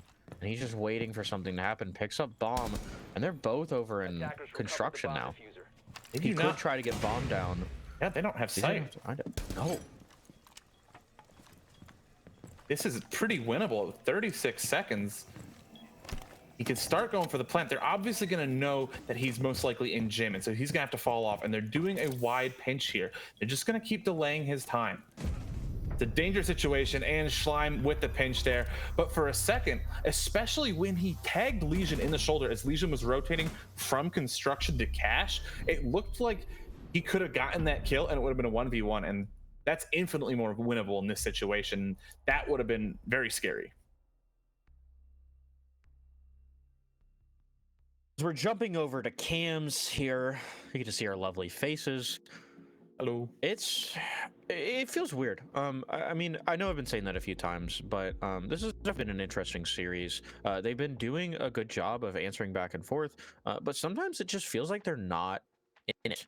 And that could just be them kind of thrown off and around. But sometimes it just does feel like you'll see a swing coming out from a player and they're just not ready for the swing. They're caught off guard, and this is both teams. Both teams are getting caught off guard with small stuff. I think that's like the biggest thing I could really say in this entire series. If you're gonna swing an angle, like look at that Castle who swung. He was not ready to take that fight. Let's be real. He got his head taken off almost immediately because he just wasn't prepared to fight someone right there. He just swung it to swung. And in the end, they bunkered down and played safe, and ultimately that won them to round. But you're right, it's those little mistakes that turn it into a 1v2. And then in a 1v2, it's a lot easier to lose than obviously a 1v4 is. But gifting the clutching person a couple easy kills is a really easy way to make it easy on them. That's almost what happened, but luckily Atomic Apes do get their win. But Fluffy Gamers still walked away with 2 wins on attack, and now they're back on defense. Granted, I think both maps before this, both Border and Chalet, started with Fluffy Gamers taking a solid lead, hence the deja vu that you've experienced. But Atomic Apes managed to come back. So it really comes down to, do Atomic Apes have another comeback in them? Can they push this? Can they retake some rounds and, you know, potentially push it to another high round game? I don't know. I mean, I definitely think it is up to Atomic Apes. I mean, you're up 4 rounds right now, Fluffy Gamers. You can just kind of sit back and take your time. You have the attack now. This has been your defense now. This hasn't been your stronger suit, but it does mean that it forces Atomic Apes onto attack, who haven't really been strong on this either. So you're gonna have to just prevent any of these free kills that have been going the way of Atomic Apes. That's what you're looking for here. Reapers was lurking in, but the 2 castle barricades are going to prevent him from getting any further unnoticed as he blows up one and starts getting into an engagement. Meanwhile, Rival finds one onto Duke, so both attempts that Atomic Apes had to kind of take an early lead here are stifled. One by a frag, the other by some utility, just making it difficult to stay silent. And we're going to see Castle retreating, gonna wall off, or at least castle off that doorway in from Moto. Meanwhile, Reapers, who did manage to take site there, or did manage to take bar there, does find one through the foothold, shutting down Rival. So that trade is good, and we're evened out at 4-4, with most of the map control now being held by Atomic Apes. Down on the basement here, interested to see what kind of impact Ram is going to be able to make. It doesn't seem like Vertical has been a huge danger on the side of Fluffy Gamers. They've been willing to take those fights, so I'd like to see some more kind of pushing out of space coming out from Atomic Apes, but it's still here. You don't see this urgency to make any space. You see how slow they are. They're still working on site, and now is the time when you really should be prepping for an actual hit. See, Reapers was the first one in the map, and he's first one down in the basement, potentially looking to see if he can't once again catch anyone off guard, as that triple wall into church is going to start to get open, and it's going to be timed with this castle barricade also getting exploded by Reapers. I don't know if they're going to be able to find an immediate pick, but if they walk in, they could potentially catch JJ Blast off guard, and that's exactly what happened. But an immediate trade from Didi shuts it down. However, Schleim is there for a second trade, finding one onto Didi, but now can't enter in because there's someone in Generator. Atomic Apes have 35 seconds to make something work. A is clear, but there are a lot of angles on it that are not clear yet. So there's still some fighting that needs to be done. While HUD will be attempting a plant, but is going to fall off in order to stay safe. They don't really know exactly where these guys are, but they do find one walking main hallway from vertical angles that they made with that ram. Sentry, however, did find one, making it a 2v1. So now, when that plant's going down, it's going to essentially be a 1v1. HUD's planting, which means Schmink has to have proper defense, and he does. He manages to find Scent here, and that's a solid attacking round. It came down to the last couple seconds there, but they managed to get it. An answer back coming out from Atomic Apes as they put it up to that 3-4 score line. But I mean, there's been a lot in this last round. I know I've been kind of saying that they've been struggling to really make find big mistakes, but I'm starting to see them kind of crop up. I mean, time has been sort of an issue on Chalet, but it's been so big for Atomic Apes or Fluffy Gamers in this one, as Atomic Apes has just been wasting so much time on their attacks.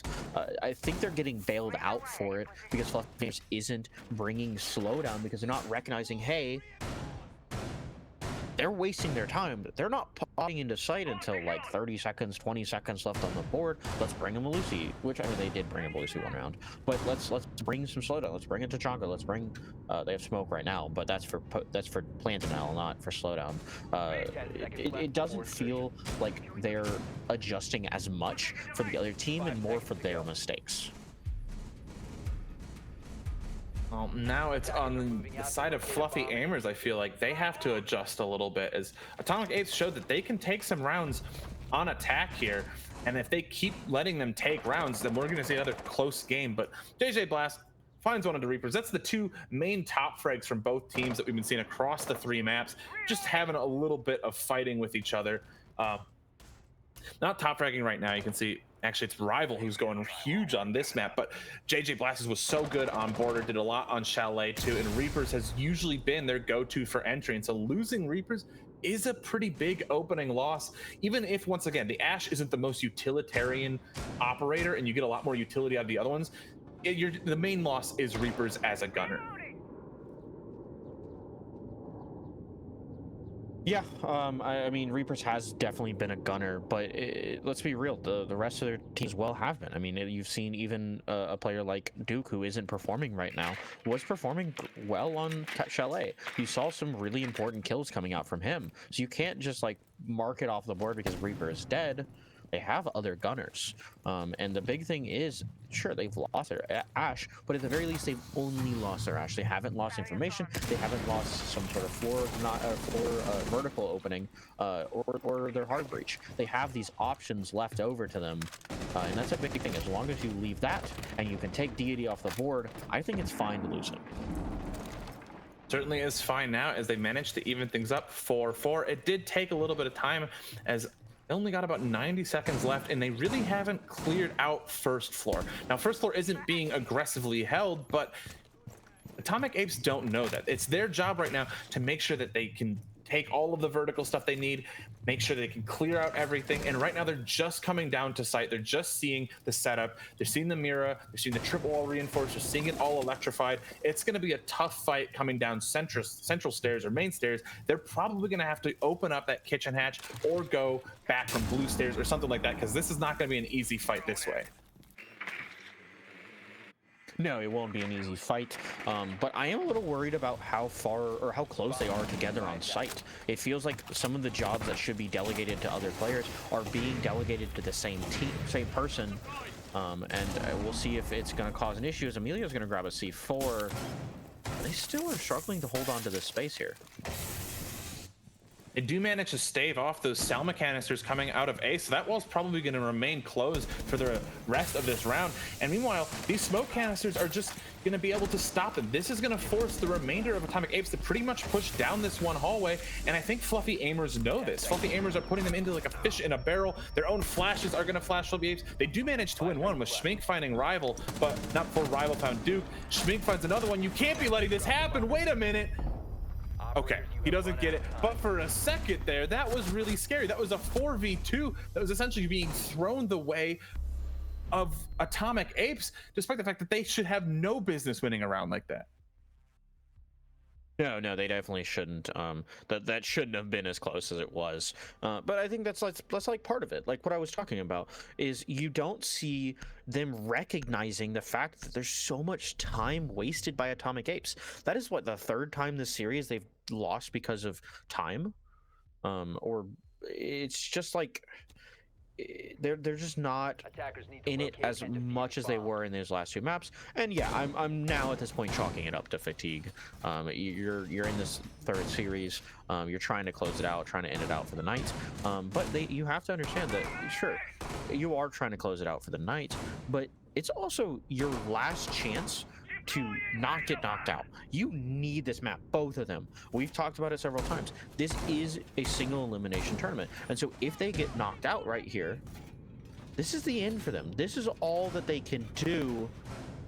And this could be very bad for them if they're not able to take this game. 5 seconds remaining. And not able to take this next round as well as Fluffy Aimers. They take this next one on defense, which once again, they're on defense. They can kind of bunker down and play time a little bit, something that Atomic Apes have struggled with. If they take this next one, they are on match point. There is a 3-round buffer, and that means that Atomic Apes have to play perfectly or Fluffy Aimers win it in regulation. And that would be a somewhat heartbreaking way to lose it, given how close this has been between the two teams. I mean, we've seen Atomic Apes fight back from a round deficit so many times in a row, and they've managed to stay and look competitive against Fluffy Aimers for so long that it really would hurt if they do lose this round and then it just comes down to Fluffy Aimers winning it in regulation. But sometimes when you're tired, that's just how it goes. The other team just does the right strat at the right time or plays well enough with their gun that you can't do anything about it. No, I mean, yeah, sometimes that is the issue, but I kind of disagree that that's what's happening here. I think neither team is abusing the other's mistakes, and so they're getting a lot of fluke rounds that could have gone either way, but they just happen to fall in their lap. And I mean, you can't hate on them too hard for that. They're trying to do what they can, and at the very least, they are finding some of these rounds. They're finding some of the holes in the mistakes, but there's definitely a lot that they could do. There's a lot of holes that could be going towards either way. And right now, I think the kind of ending note to this game is going to be who is going to make more of these mistakes. I'd almost able to find someone after walking in this construction wall, but I think they just realized that construction's been fully taken and has been opened up. That does put a lot of pressure on the members of Fluffy, though, as Duke finds his first onto Deify, and that could be a big opening one, as once again, I think they have a similar issues to what they were having last time. Maybe not Sentier, but before they were all kind of crowding in sight, and that made it difficult to find a safe spot to hide in. But they do manage to find one pick. However, they then do lose JJ Blast. So Atomic Apes still here with the advantage. That's going to only lengthen as Schleim finds one on Descent here. So it's looking harder and harder for Fluffy Aimers to take this next one back. But Rival can at least get that trade off. Now he has to find 3 more people alongside Emilio. There's not much time left, though, and that clock is really important to look at right now, as we're going to be ticking in, and there's going to have to be an execute coming out from the side of Atomic Apes. They're going for the plant, and right now it's just on the coverage, and it might be good enough as HUD does manage to shut down Rival, which means that plant will go off. We're going to see Duke and HUD here just covering and preventing any sort of rotate, but Emilio is able to find one, but Duke then swings out, gets it. It's a little sketchy there for a second, but they do manage to find that round. Going into round number 10, I don't really think either team here has the advantage going into this next one. Every round has been very different. It's something you don't see too often, where every round kind of changes depending on how the beginning of the round starts. You don't see a lot of, oh, hey, I know what they're going to do because of stuff they've done in the past. They're changing up what they're doing every single time. Every single bomb site is played differently. Sometimes you'll see aggression start off from the beginning of the round, and sometimes they'll give a lot of early space. It's been very different for both teams, and I think they've done a great job of kind of swapping it up. And Atomic Apes did manage to stave off Fluffy Aimers there from being able to secure match point. Fluffy Aimers still in the lead, so they still have the opportunity to get match point, have a bit of a buffer, and try and win it out in regulation. But they're back on the attack. They did manage to get 2 rounds, though, on attack. So they look good here attacking on Clubhouse, which means ball is really in Atomic Apes' corpse. Atomic Apes it's in their corpse, not corpse. It might be in their corpse at the end of this map, depending on if Atomic Apes get killed. That too. But I need to see an adaptation coming out from Atomic Apes if they want to survive what we've already seen can be a really successful Fluffy Aimers attacking quarter. And it could be the end of this game as well, as like you said, it's been Fluffy Aimers performing very well on the attack so far.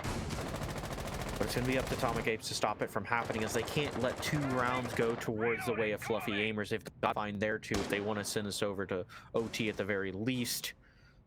And I'm a little worried about this bunker strategy. I'm not going to lie to you, Garage. I am a little worried that they're going to give up way too much early pressure, and you're going to see a lot of prep happen. And that's what's kind of happening. I mean, you're at 2:15, and you're seeing them start working on Vert. That's not a great sign. No, and one of the things about abandoning all of the map is sometimes you get lucky and the enemy team doesn't know that you've abandoned the map and they still take a lot of time to clear it. That is not what is happening. Fluffy Aimers are fully aware that they have pretty much all of the map control they need, and they are opening things up really quickly, and this can grant them a lot of opportunity because they can just take whatever they want. They can keep pressing wherever they need and keep poking and prodding until they find what works for them.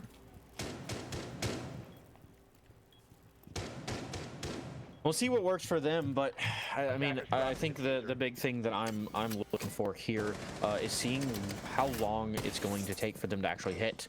They've decided to take a lot of time to do the prep work because it was given to them. They have so much free time to not work with each other, and so they can kind of just sit around and wait and get this better work on this on the site as they're opening up some church wall, trying to remove some of the space that is supposed to be given over to Atomic Apes. But right now, they're getting absolutely thrown out of whack.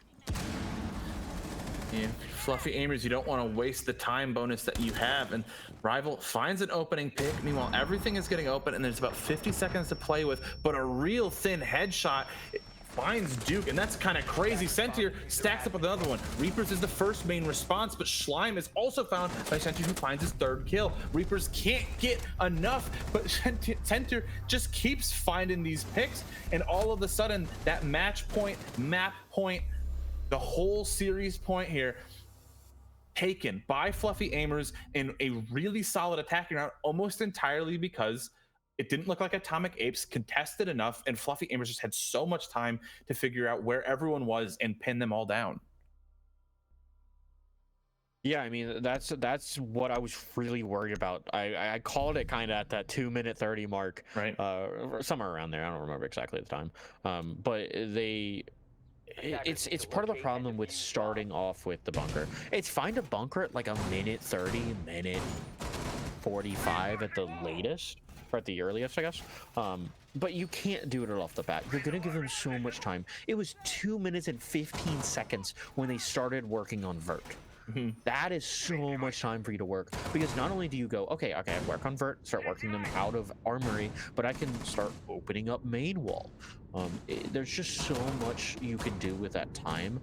And it was the reverse of what we were seeing coming out of Atomic Apes attack, where they were not able to do much because they didn't have the time. There was all the time in the world, and as we're on match point here for Fluffy Aimers, it could be ending right here.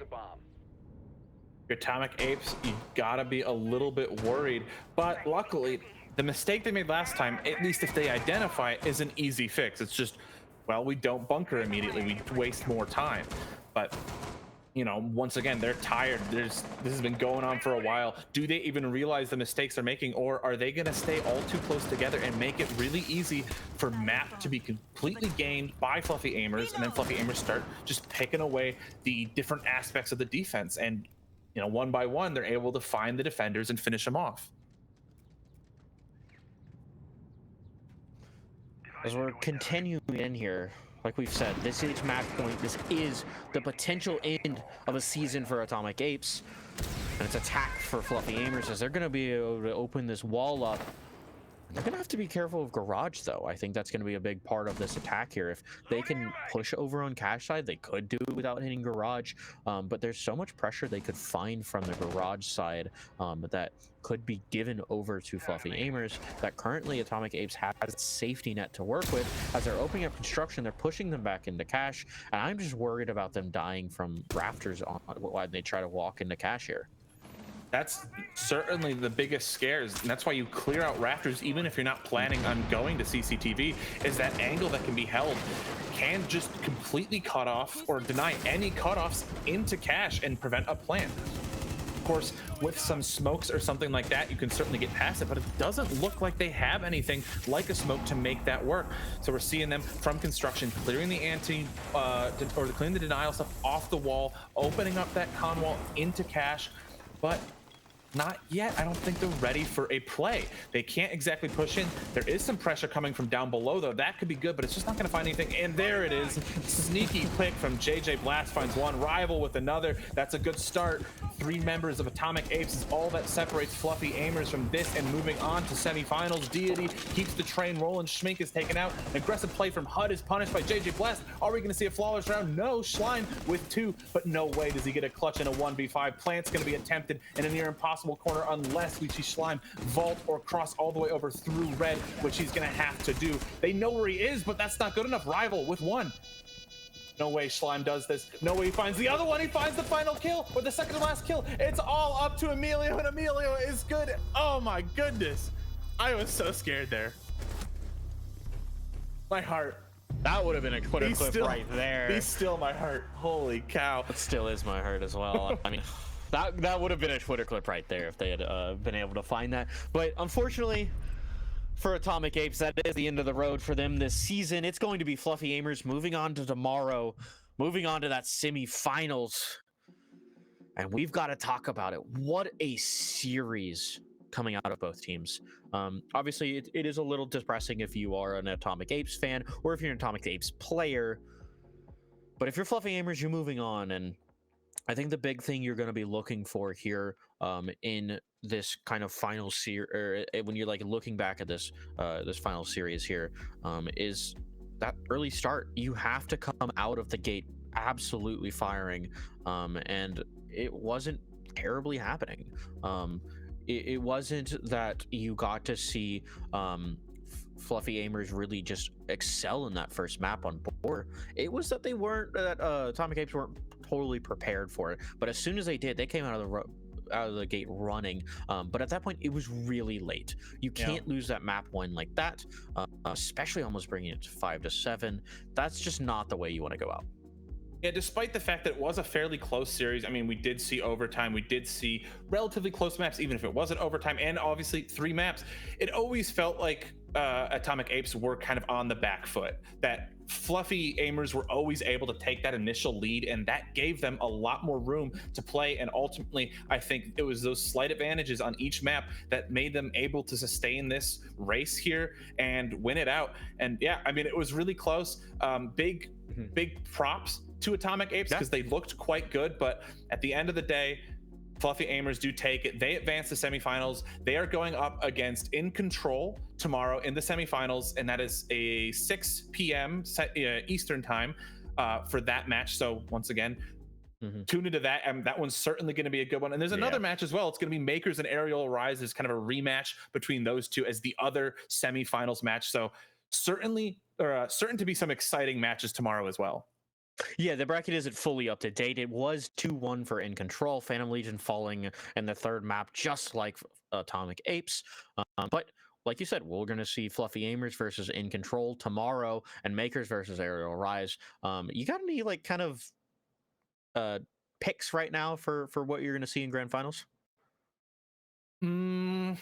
Honestly, I'm probably going to go Aerial Rise, Fluffy Aimers.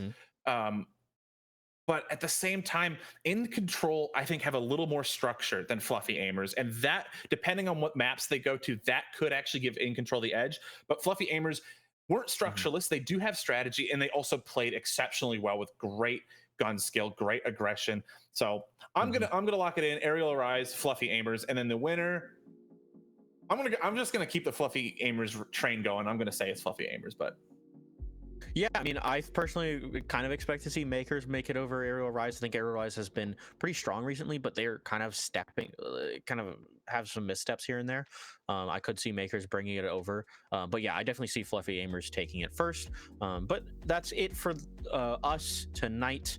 That has been the end of the quarterfinals. Tomorrow, we have Makers versus Aerial Rise starting at 8, and In Control versus Fluffy Aimers, who you just finished watching, starting at roughly about 7 on a rolling schedule. And I'm being told that's actually backwards. It's going to be In Control versus Fluffy starting at 6 now, right? No? Okay. Makers Aerial. That's what I said. No. Did I say 7? I'm pretty sure I said 6.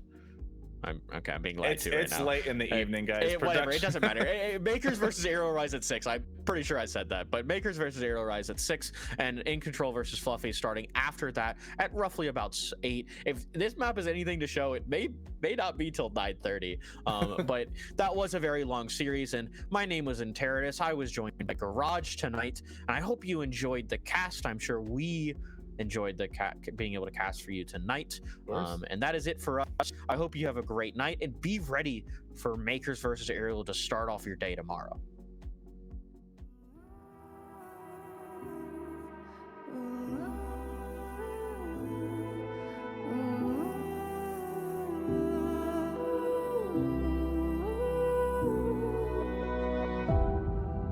My city's gonna tell you the tale. Everyone was left in the veil. My time won't come to an end. Take a look around, it's a war zone. The damage is already done. Take a look around, it's a war zone. The damage is already done. Take a look around and keep your guns high. It's a war zone. It's a war zone, and I'll be fighting for my life. So keep your guns high. It's a war zone. It's a war zone, and I'll be fighting.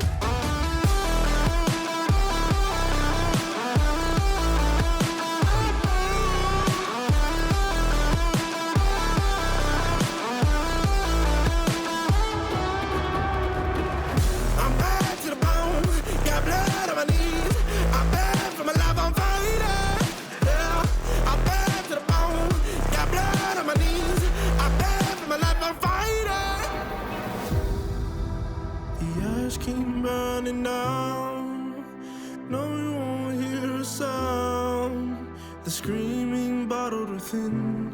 Take a look around and keep your guns high. It's a war zone.